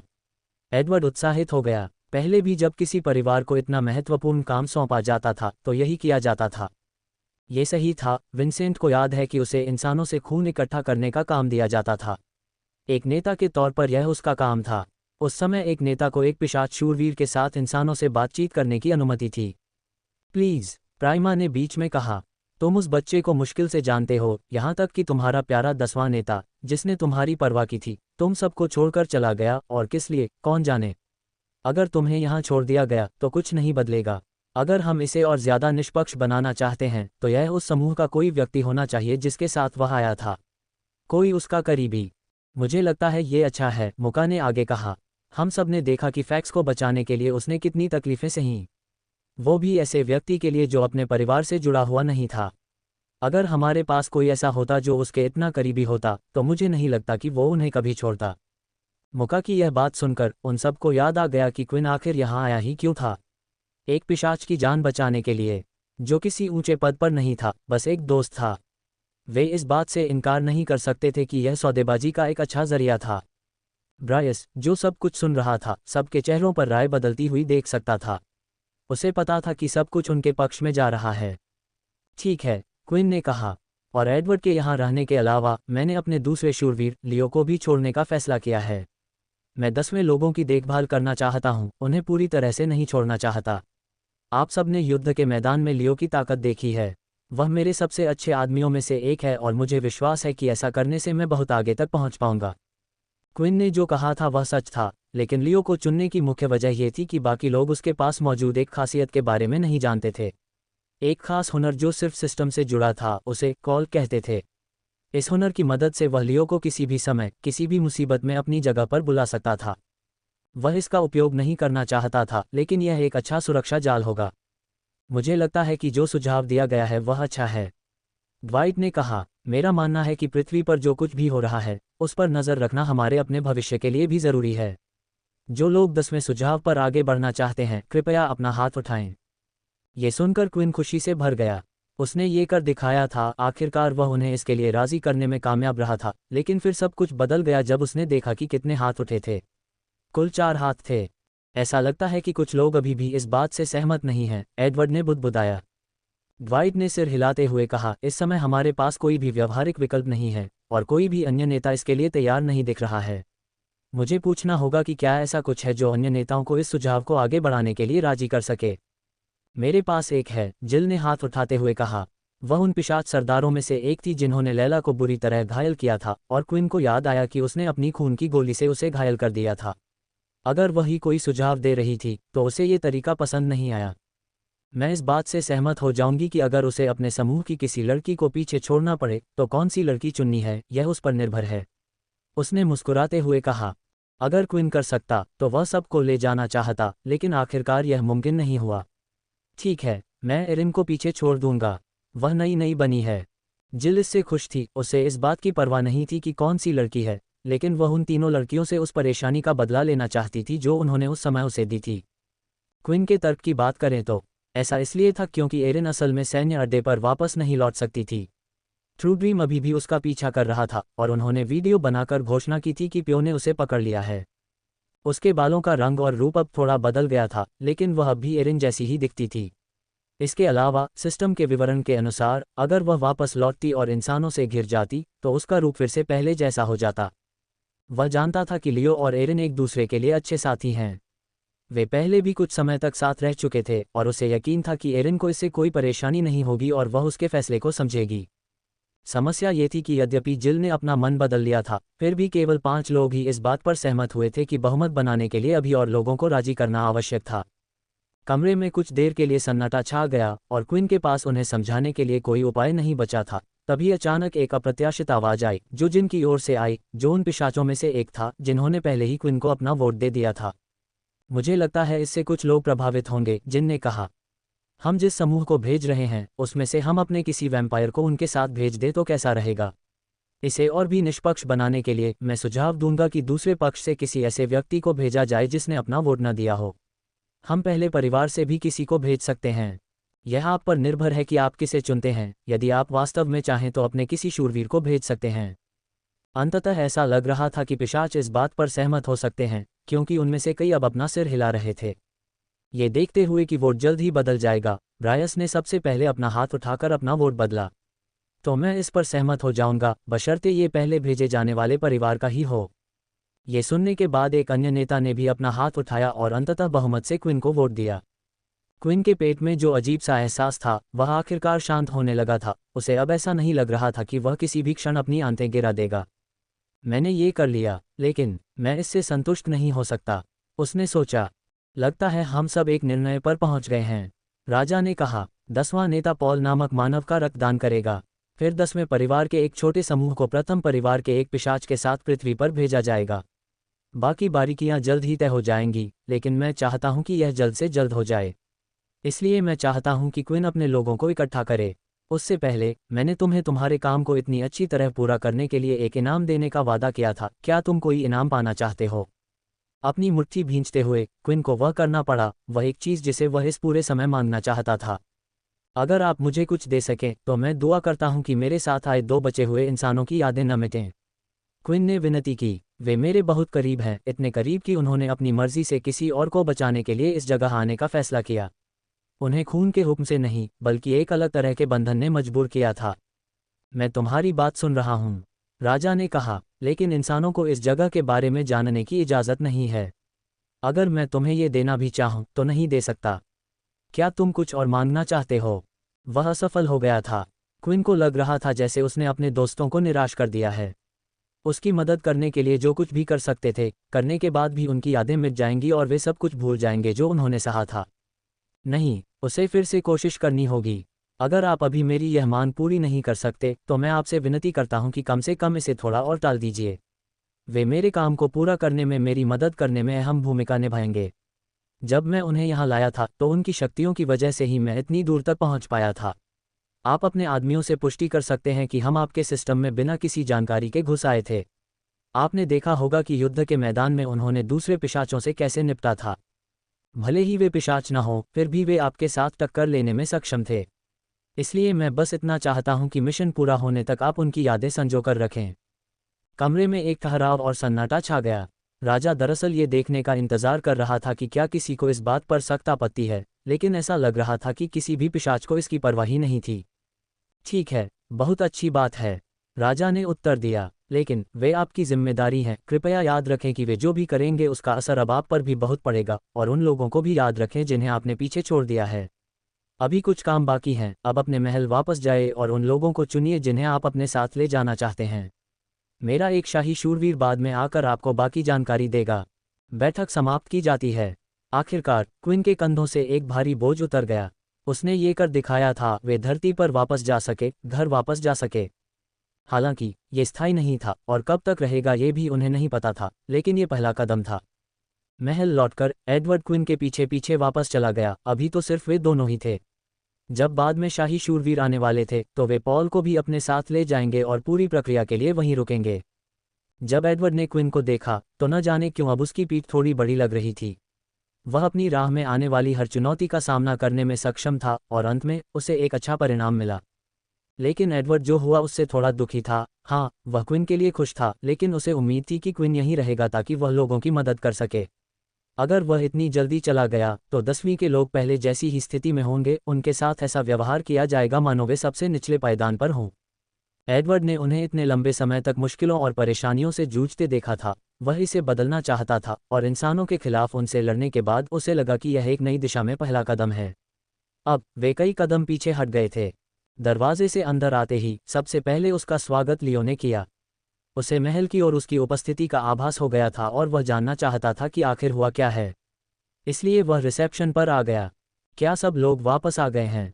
क्विन ने पूछा। हाँ, लड़कियां वापस आ गई हैं और लड़के अभी भी ऊपर आराम कर रहे हैं, लियो ने उत्तर दिया। यह अच्छा था क्योंकि इसका मतलब था कि वह एक ही बार में सभी को खबर दे सकता था, लेकिन जब लियो यहाँ था तो क्विन ने सोचा कि सबसे पहले उसे बताना सबसे अच्छा होगा। सब कुछ समझाने के बाद लियो इस निर्णय से ज़्यादा परेशान नहीं दिखे। मैं इंतज़ार कर सकता हूँ, क्विन, लियो ने जवाब दिया। जैसा कि मैंने पहले कहा था, तुमने मुझे इस दुनिया में और समय दिया है। मैं सब कुछ हासिल किए बिना इस दुनिया को नहीं छोड़ना चाहता। मुझे लगता था कि मैं पहले अपनी चरम शक्ति पर था और इसमें सुधार का कोई रास्ता नहीं था। लियो सोचने लगा कि वह पॉल को कैसे चोट नहीं पहुंचा पाया, न ही वह ड्रैगन को। लेकिन अब मुझे लगता है कि मैं कर सकता हूं। मुझे लगता है कि मैं यहाँ और भी मजबूत हो सकता हूं। क्विन मुस्कुराया। हालांकि लियो उसके कहे अनुसार ही करेगा। वह उस पर कुछ थोपना नहीं चाहता था, लेकिन उसने कुछ और भी योजना बना रखी थी। एडवर्ड, क्या तुम्हें लगता है कि अगर हम लोगों को नए वैम्पायर नाइट के बारे में बता दे तो यह एक अच्छा विचार होगा? क्विन ने पूछा। मैं सोच रहा था अगर हम ये दावा करें कि आक्रमण मुख्यतः लियो की वजह से रुका था तो इससे उनका मनोबल बढ़ेगा। इसके अलावा ये कुछ हद तक सच भी है। लियो ही वह व्यक्ति था जिसने पॉल के खिलाफ लड़ाई लड़ी थी। हो सकता है कि यहाँ एक नेता का होना उतना अच्छा न हो, लेकिन इससे उन्हें पता चलेगा कि चीज़ें बदल रही हैं और बेहतर हो रही हैं।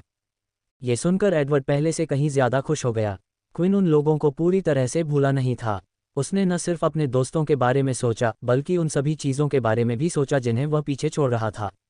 मुझे लगता है कि हम कुछ न कुछ तो कर ही सकते हैं। मैं आज ही इसकी घोषणा करने की योजना बनाऊंगा, एडवर्ड ने कहा। अब जब उसने अपने दोस्तों और बाकियों के साथ जो होने वाला था उसे सुलझा लिया था, तो क्विन के पास बाकी सब सोचने का समय था। वह उन लोगों की तस्वीर नहीं ले पा रहा था जिन्होंने उस दिन उस पर हमला किया था। उन सभी के घर जाकर और ये देखकर कि वे परिवार से बाहर निकलने के लिए कितने बेताब थे, वह उनकी मदद करना चाहता था। विंसेंट की यादों में जीने के बाद तो और भी ज़्यादा। तकनीकी तौर पर क्विन इन लोगों को छोड़ने का दर्द एक बार पहले ही झेल चुका था और वह बिना कुछ किए दोबारा ऐसा नहीं करना चाहता था। सब लोग आखिरी बार डाइनिंग हॉल में इकट्ठा हुए थे और क्विन ने उन्हें सब कुछ बता दिया था। कैसे उसने पिशाचों के साथ एक समझौता कर लिया है और जल्द ही वे सब धरती पर वापस लौट जाएंगे। मुझे पता था कि तुम ये कर सकते हो, वोर्डन ने कहा। मुझे खुशी है कि हमें अपनी यादों से छुटकारा नहीं पाना पड़ेगा। ये तो आपने पहले नहीं कहा था, लोगन ने जवाब दिया। आपने तो मुझे अपने अब तक के सारे अनुभवों वाला एक वीडियो भी बनाने को कहा था। हम तो यही तो कर रहे हैं। वोर्डन बस घबराहट में हंस ही सका। बैकअप प्लान होना ठीक है ना? वोर्डन ने कहा। हालांकि लड़की पक्ष वापस लौटने से खुश था, लेकिन लैला को इससे सबसे ज्यादा धक्का लगा। वह अभी एरिन से मिली थी। दोनों एक दूसरे का हाथ थामे हुए थीं और उसके चेहरे पर आंसू बह रहे थे। एरिन, क्या हम एक दूसरे को फिर कभी नहीं देखेंगे? लैला ने पूछा। ये हमेशा के लिए नहीं रहेगा, एरिन ने जवाब दिया। और हाँ, मैं असल में यहाँ कुछ समय के लिए रहना चाहती हूँ। लियो से मैं अभी भी बहुत कुछ सीख सकती हूँ और मैंने अभी तक कोई योग्यता नहीं चुनी है। समय तुम्हारे सोचने से भी तेजी से बीत जाएगा और मैं एक बार फिर तुम्हारी मदद के लिए यहाँ मौजूद रहूंगी। दोनों ने एक दूसरे को गले लगा लिया और सिया जो लैला के पीछे बैठी थी, उसने एरिन को कुछ बोलते हुए देखा। उसका ख्याल रखना, एरिन ने मुंह से कहा। सिया को यह बात प्यारी लगी जब तक कि उसने अगले शब्द नहीं देखे। अगर उसे चोट लगी तो तुम मर जाओगी।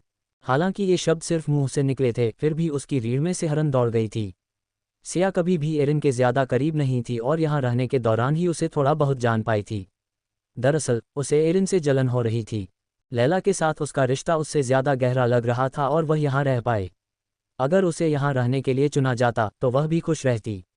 उसने पॉल से अपनी क्षमताओं के बारे में सीखा था, लेकिन उसे अपनी क्षमताओं को वापस पाने के लिए पिशाच नेता से बात करने का कभी मौका नहीं मिला।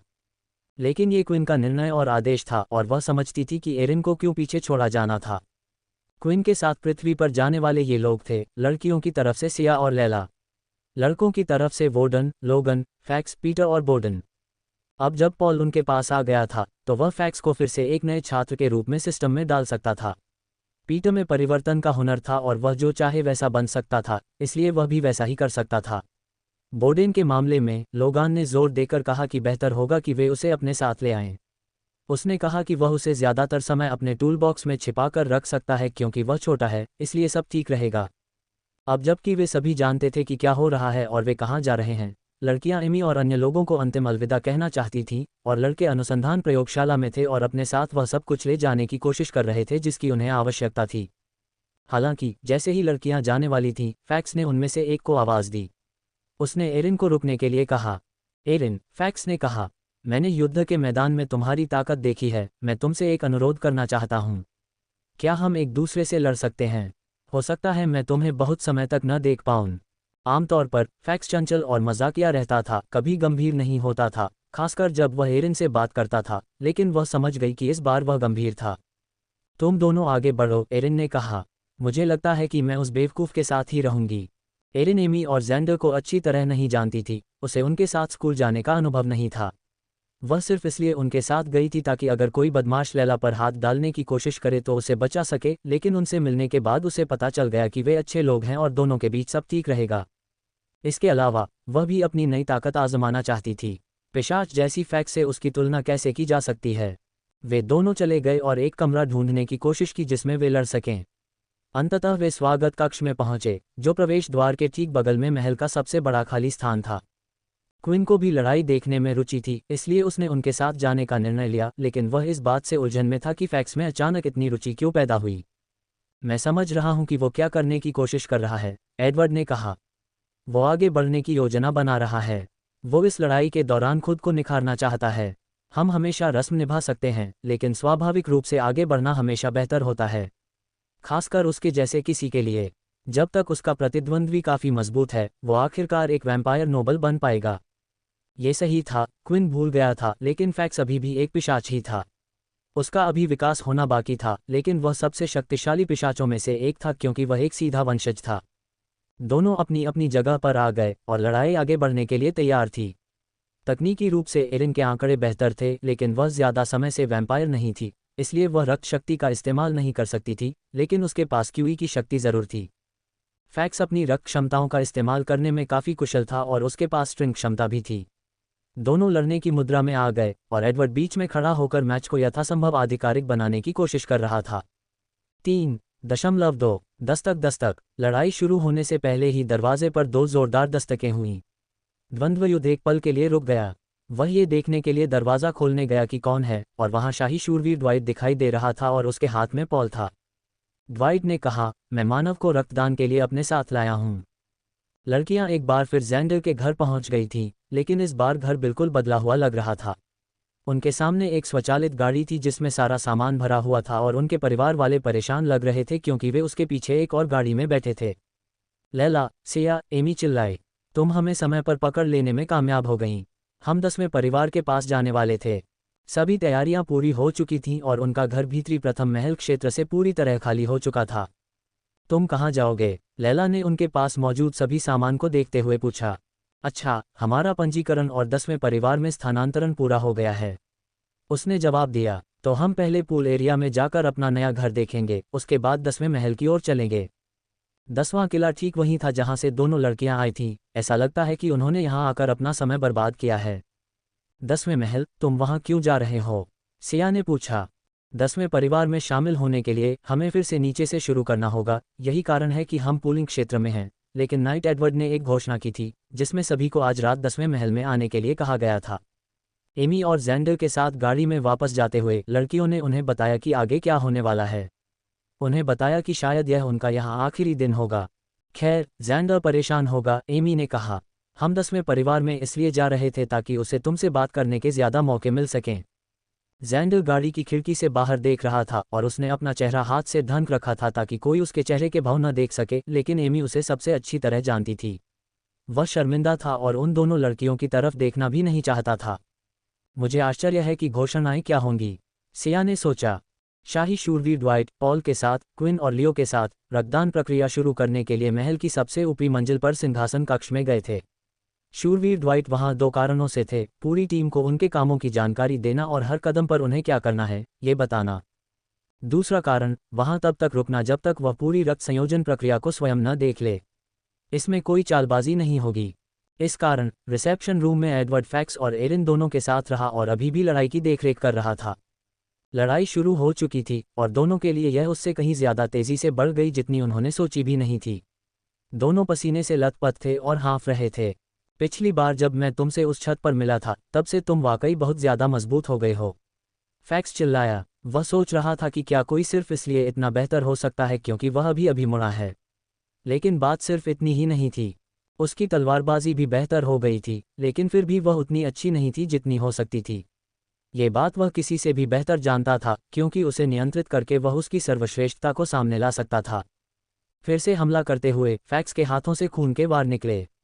एरिन ने अपनी तलवार से दोनों वार किए और वार होते ही चूर चूर हो गए। उसे अभी तक खुद खून के वार करना नहीं आया था, लेकिन फिर भी क्यूई और अपनी अतिरिक्त ताकत का इस्तेमाल करके वह इनसे छुटकारा पाने के लिए काफ़ी मजबूत थी।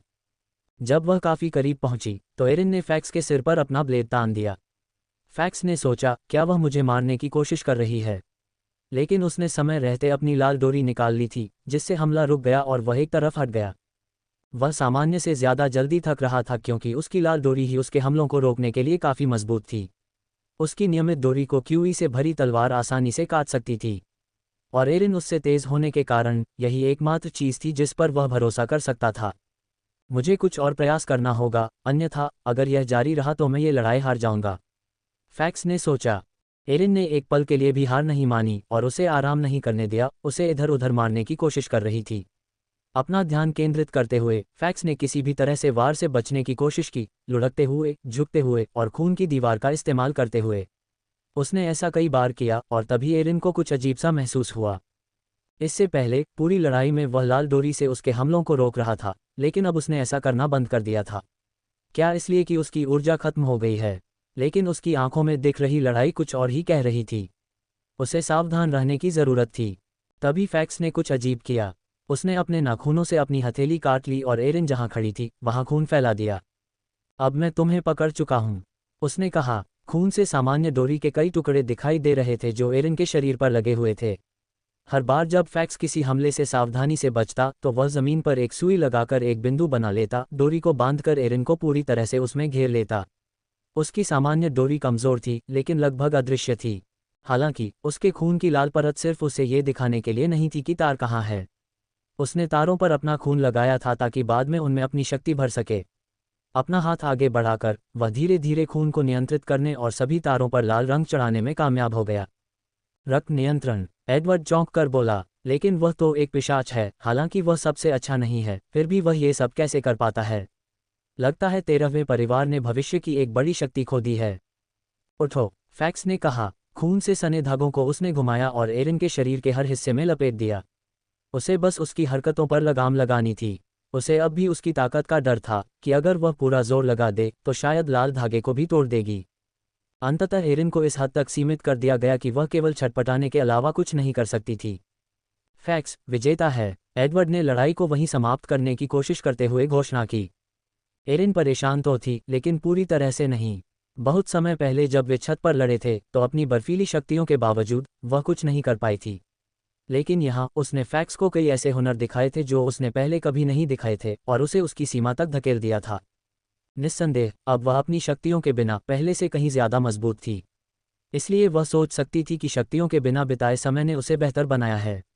उसे दिखाया है कि पहले वह उन पर कितना निर्भर थी।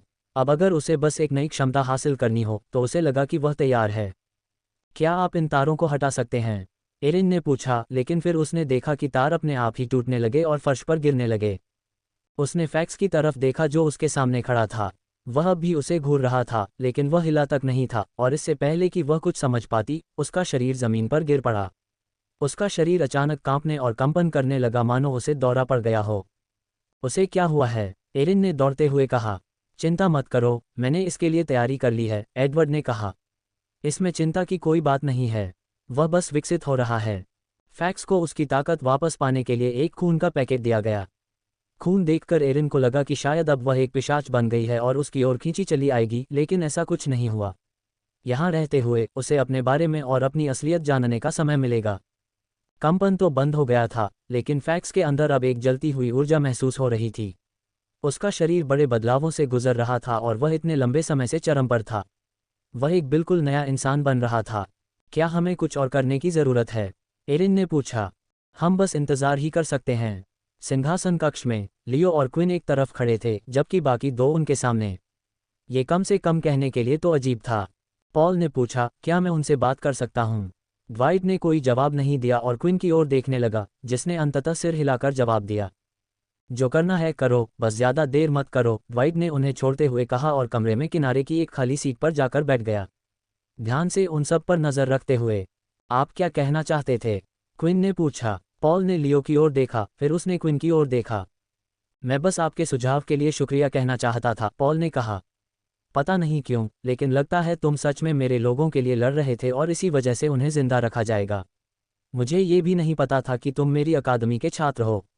क्या तुम दोनों हमेशा से ही पिशाच रहे हो, उनके लिए जासूस बनकर काम करते रहे हो? अपनी मुट्ठी भींचते हुए क्विन एक भावना से भर गया। हाँ, वह इन लोगों को बचाना चाहता था, लेकिन अभी उसके पास वहाँ बेस के प्रमुख जनरलों में से एक था। वह उसे अपने मन की हर बात बताना चाहता था और अब वह अंततः ऐसा कर सका। क्या तुम्हें पता भी है कि सैन्य अड्डे पर क्या चल रहा है? क्विन ने पूछा। नहीं, सिर्फ अड्डे पर ही नहीं, बल्कि दुनिया की इस समय क्या हालत है। अचानक क्रोध के उभार से पॉल हैरान रह गया। आखिर किसी के साथ ऐसा क्या हुआ होगा कि वह ऐसा हो गया? क्विन सब कुछ कह देना चाहता था और आखिरकार उसे ऐसा करने का मौका मिल ही गया, बिना किसी रुकावट के। वह हमेशा से शीर्ष पर बैठे लोगों से बात करना चाहता था और जानना चाहता था कि वे क्या सोचते हैं, वे उसके जैसे लोगों की मदद करने की कोशिश क्यों नहीं करते, और अब वह ऐसा कर सकता था। नहीं, आपके प्रश्न का उत्तर यह है कि मैं हमेशा से पिशाच नहीं था, क्विन ने मुट्ठी बांधकर उत्तर दिया। क्विन, शांत हो जाओ, लियो ने ये देखकर कहा। मुझे पता है कि तुम बहुत कुछ कहना चाहती हो, इसलिए उसे बता दो। अपनी बात कह दो। गहरी सांस लेते हुए क्विन थोड़ा शांत हुआ और फिर से शुरू हो गया। मेरे माता पिता डाल्की के खिलाफ युद्ध में मारे गए, क्विन ने कहा। मैं अकेला रह गया था, मेरे पास पैसे नहीं थे, मैं अपनी योग्यता की किताब भी नहीं खरीद सकता था, जिसमें मुझे लेवल 1 में रखा गया था। क्या आपको पता है कि उन निचले स्तरों पर जिंदगी कैसी होती है? हमारे साथ हर दिन कूड़े जैसा व्यवहार होता है, हमें परेशान किया जाता है और मारा पीटा जाता है। यहाँ तक कि जो लोग हमसे थोड़े ही ऊपर हैं, वे भी अपना गुस्सा और कुंठा अपने से नीचे वालों पर थोपते हैं। हम जानते हैं कि क्या होता है, पॉल ने जवाब दिया। इसीलिए हम ज़रूरतमंद लोगों को पृथ्वी की क्षमता प्रदान करते हैं। इसीलिए हम उन्हें अपने यहाँ लेते हैं और उनकी रक्षा करते हैं। उनकी रक्षा करो, क्विन व्यंग्यात्मक ढंग से हंसा। तुम पृथ्वी की क्षमता को एक औजार की तरह इस्तेमाल करते हो, उनके सामने लटकने के लिए, उनका इस्तेमाल करने के लिए। उन लोगों का क्या होता है जो तुम्हारे हुक्म पर चलना नहीं चाहते? तुम उन्हें बढ़ने नहीं देते, तुम उन्हें किनारे कर देते हो और वहीं रहने देते हो जहां वे थे। क्या तुम्हें पता है जनरल ड्यूक क्या कर रहे थे? कैसे वे पर्दे के पीछे से चीज़ों को नियंत्रित कर रहे थे, दूसरों से अपनी मर्जी चलवा रहे थे? मैंने नहीं, लेकिन क्विन ने पॉल को जवाब नहीं देने दिया। अगर तुम्हारे पास ताकत थी, शक्ति थी, तो तुमने इसे रोका क्यों नहीं? तुम्हें एक दूसरे पर यह थोपना क्यों पड़ा कि कौन मजबूत है और कौन कमज़ोर? और क्या तुम ट्रू ड्रीम के बारे में जानते हो? क्विन ने पूछा। ट्रू ड्रीम का नाम सुनते ही पॉल्स के चेहरे का भाव अचानक बदल गया। बेशक वह ट्रू ड्रीम के बारे में जानता था। उनका रिश्ता बहुत खास था, जानबूझकर उसे खुश रखने के लिए ऐसा किया गया था। तुम्हारा चेहरा सब कुछ कह देता है, क्विन ने घृणा से कहा। इस महल में एक लड़की है जिसे यहाँ आना पड़ा, लियो के साथ भागना पड़ा, उसे नर्क से गुजरना पड़ा क्योंकि उस बीमार कमीने ने उसकी क्षमताएं छीन ली थीं। फिर वे उससे छुटकारा पाना चाहते थे, उसे स्कूल की कालकोठरी में डालना चाहते थे। किस लिए? क्योंकि उसके कोई माँ बाप नहीं थे, क्योंकि तुम जानते थे कि अगर इन लोगों की क्षमताएं छीन ली जाएं तो कोई शिकायत नहीं करेगा। पीटर लगभग मर ही गया था, मेरे पास उसे पलटने के अलावा कोई विकल्प नहीं था।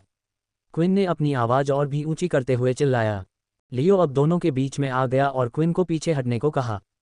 उसे डर था कि अगर वह ज्यादा भड़क गया तो शायद पॉल को भी मार डालेगा, और अगर ऐसा हुआ तो उनकी पूरी योजना धरी की धरी रह जाएगी। मुझे लगता है आपको उस लड़के को जवाब देना चाहिए, लियो ने कहा। उसने आपकी कल्पना से भी ज्यादा कुछ झेला है। वहां अपने छोटे से कार्यकाल में मैंने भी कुछ अजीबोगरीब चीजें देखी थीं। कभी कभी जब आप शीर्ष पर होते हैं तो हम यह नहीं देख पाते कि हमारे फैसलों का नीचे के लोगों पर क्या असर पड़ता है। हम बस अंतिम परिणाम देखते हैं या अंतिम परिणाम के बारे में सोचते हैं। लेकिन यहाँ हमारे पास एक ऐसा व्यक्ति है जो सबसे निचले स्तर पर था, आखिरकार इन चीज़ों के बारे में आपसे बात करने में सक्षम है।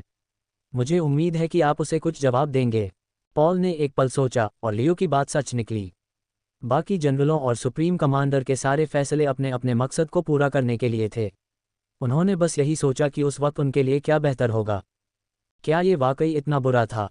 उसे सच में नहीं पता था, लेकिन इस व्यक्ति ने उसकी और उसके लोगों की जान बचाई थी, इसलिए कम से कम वह उसे ईमानदारी से जवाब तो दे सकता था। पॉल ने जवाब दिया, हो सकता है आपको मेरा जवाब पसंद न आए, हो सकता है कि यह वो जवाब न हो जिसकी आपको तलाश है, लेकिन यह एक जवाब है। जब डाल्की के साथ युद्ध शुरू हुआ तो हम खुद को असहाय महसूस कर रहे थे, और जब मूल निवासी आए और हमें बचाया तो हम उन्हें किसी देवता की तरह मानने लगे। हो सकता है कि कुछ लोगों के दिमाग में यह बात घर कर गई हो और उन्होंने इसी वजह से ऐसा किया हो, लेकिन मुझे ऐसा नहीं लगता। उस समय मानवीय प्रवृत्ति जीवित रहने के लिए संघर्ष कर रही थी। इंसानों ने जीवित रहने के लिए हर संभव कोशिश की, इसलिए हमने उस चीज़ को काटने का फैसला किया जिसे हम एक भारी जानवर के रूप में देख रहे थे। हमें दाल्की से लड़ने का सबसे तेज तरीका चाहिए था। इससे अराजकता फैल गई, और उस समय ट्रू ड्रीम उस अराजकता का हमारा जवाब था। हाँ, मुझे ट्रू ड्रीम की करतूतों के बारे में पता था, लेकिन हर बार मैं खुद से कहता था कि हम बहुतों को बचाने के लिए कुछ लोगों की बलि दे रहे हैं। नया समाज आज जैसा है वैसा ही है। अगर हम ट्रू ड्रीम को इससे निकाल दें तो जानते हो क्या होगा? दाल्की अब हमारे लिए सबसे बड़ा खतरा नहीं रहेंगे, बल्कि एक दूसरे के लिए खतरा होंगे। यहाँ तक कि यहाँ भी अपनी पूरी ताकत के साथ मैं बता सकता हूँ कि उसमें इस पर संकट था। एक तरफ लोग और दूसरी तरफ लोग।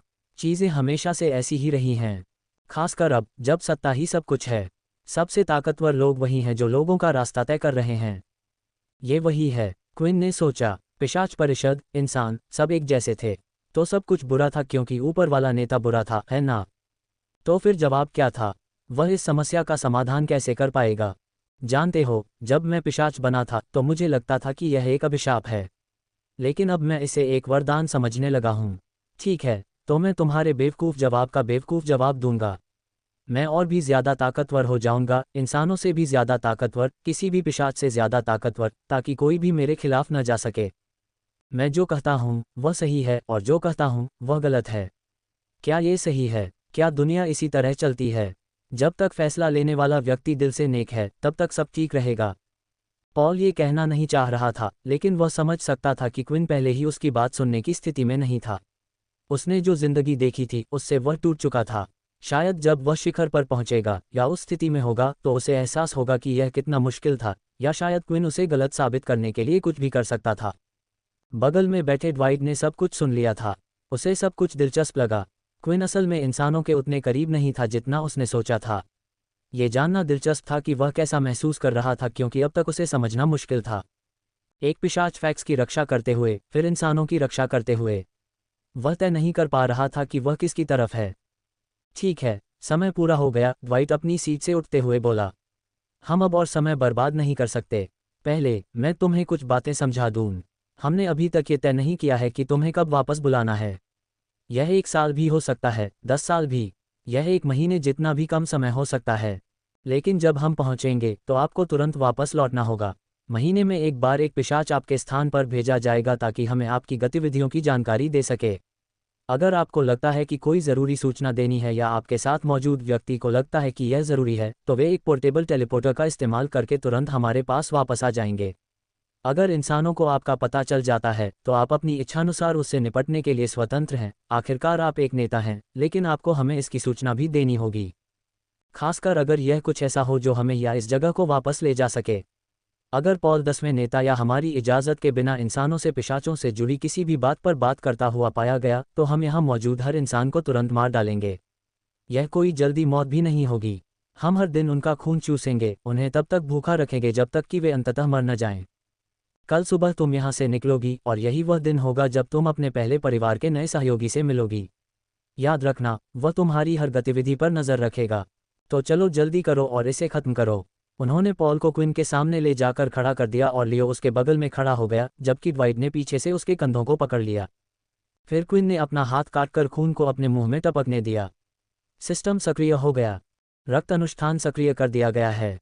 ये प्रक्रिया दर्दनाक थी, ठीक वैसे ही जैसे पहले लोगों के लिए थी। पॉल काफी हृष्ट-पुष्ट और कुशल योद्धा था, लेकिन लियो जैसे योद्धा के सामने वह कुछ भी नहीं था। उसकी ज्यादातर शक्ति उसकी क्षमताओं से आती थी, इसलिए यह प्रक्रिया उसे ज्यादा तकलीफदेह लग रही थी। इसके अलावा पॉल को क्यूई के बारे में कुछ भी नहीं पता था। क्विन सोचने लगा था कि पॉल आखिर क्या बन जाएगा। उसके पास अब उसकी पृथ्वी जैसी क्षमता नहीं रहेगी, जिसका मतलब होगा कि वह अपना आत्मा शस्त्र भी खो देगा, या कम से कम उसे कुछ तो होगा, क्योंकि उसका आत्मा शस्त्र उसकी क्षमता पर आधारित था। सोचने पर क्विन को असल में पता ही नहीं था कि क्या होगा। फिर भी क्विन को किसी मजबूत सहयोगी की ज़रूरत नहीं थी। वह बस चाहता था कि कोई सेना में उसकी ताकत का इस्तेमाल करे, लेकिन इससे कोई नुकसान नहीं हो सकता था। आखिरकार क्विन उसका टना था। अगर उसने उसे लड़ने का आदेश दिया तो उसे लड़ना ही होगा। रक्त अनुष्ठान पूरा हो गया है।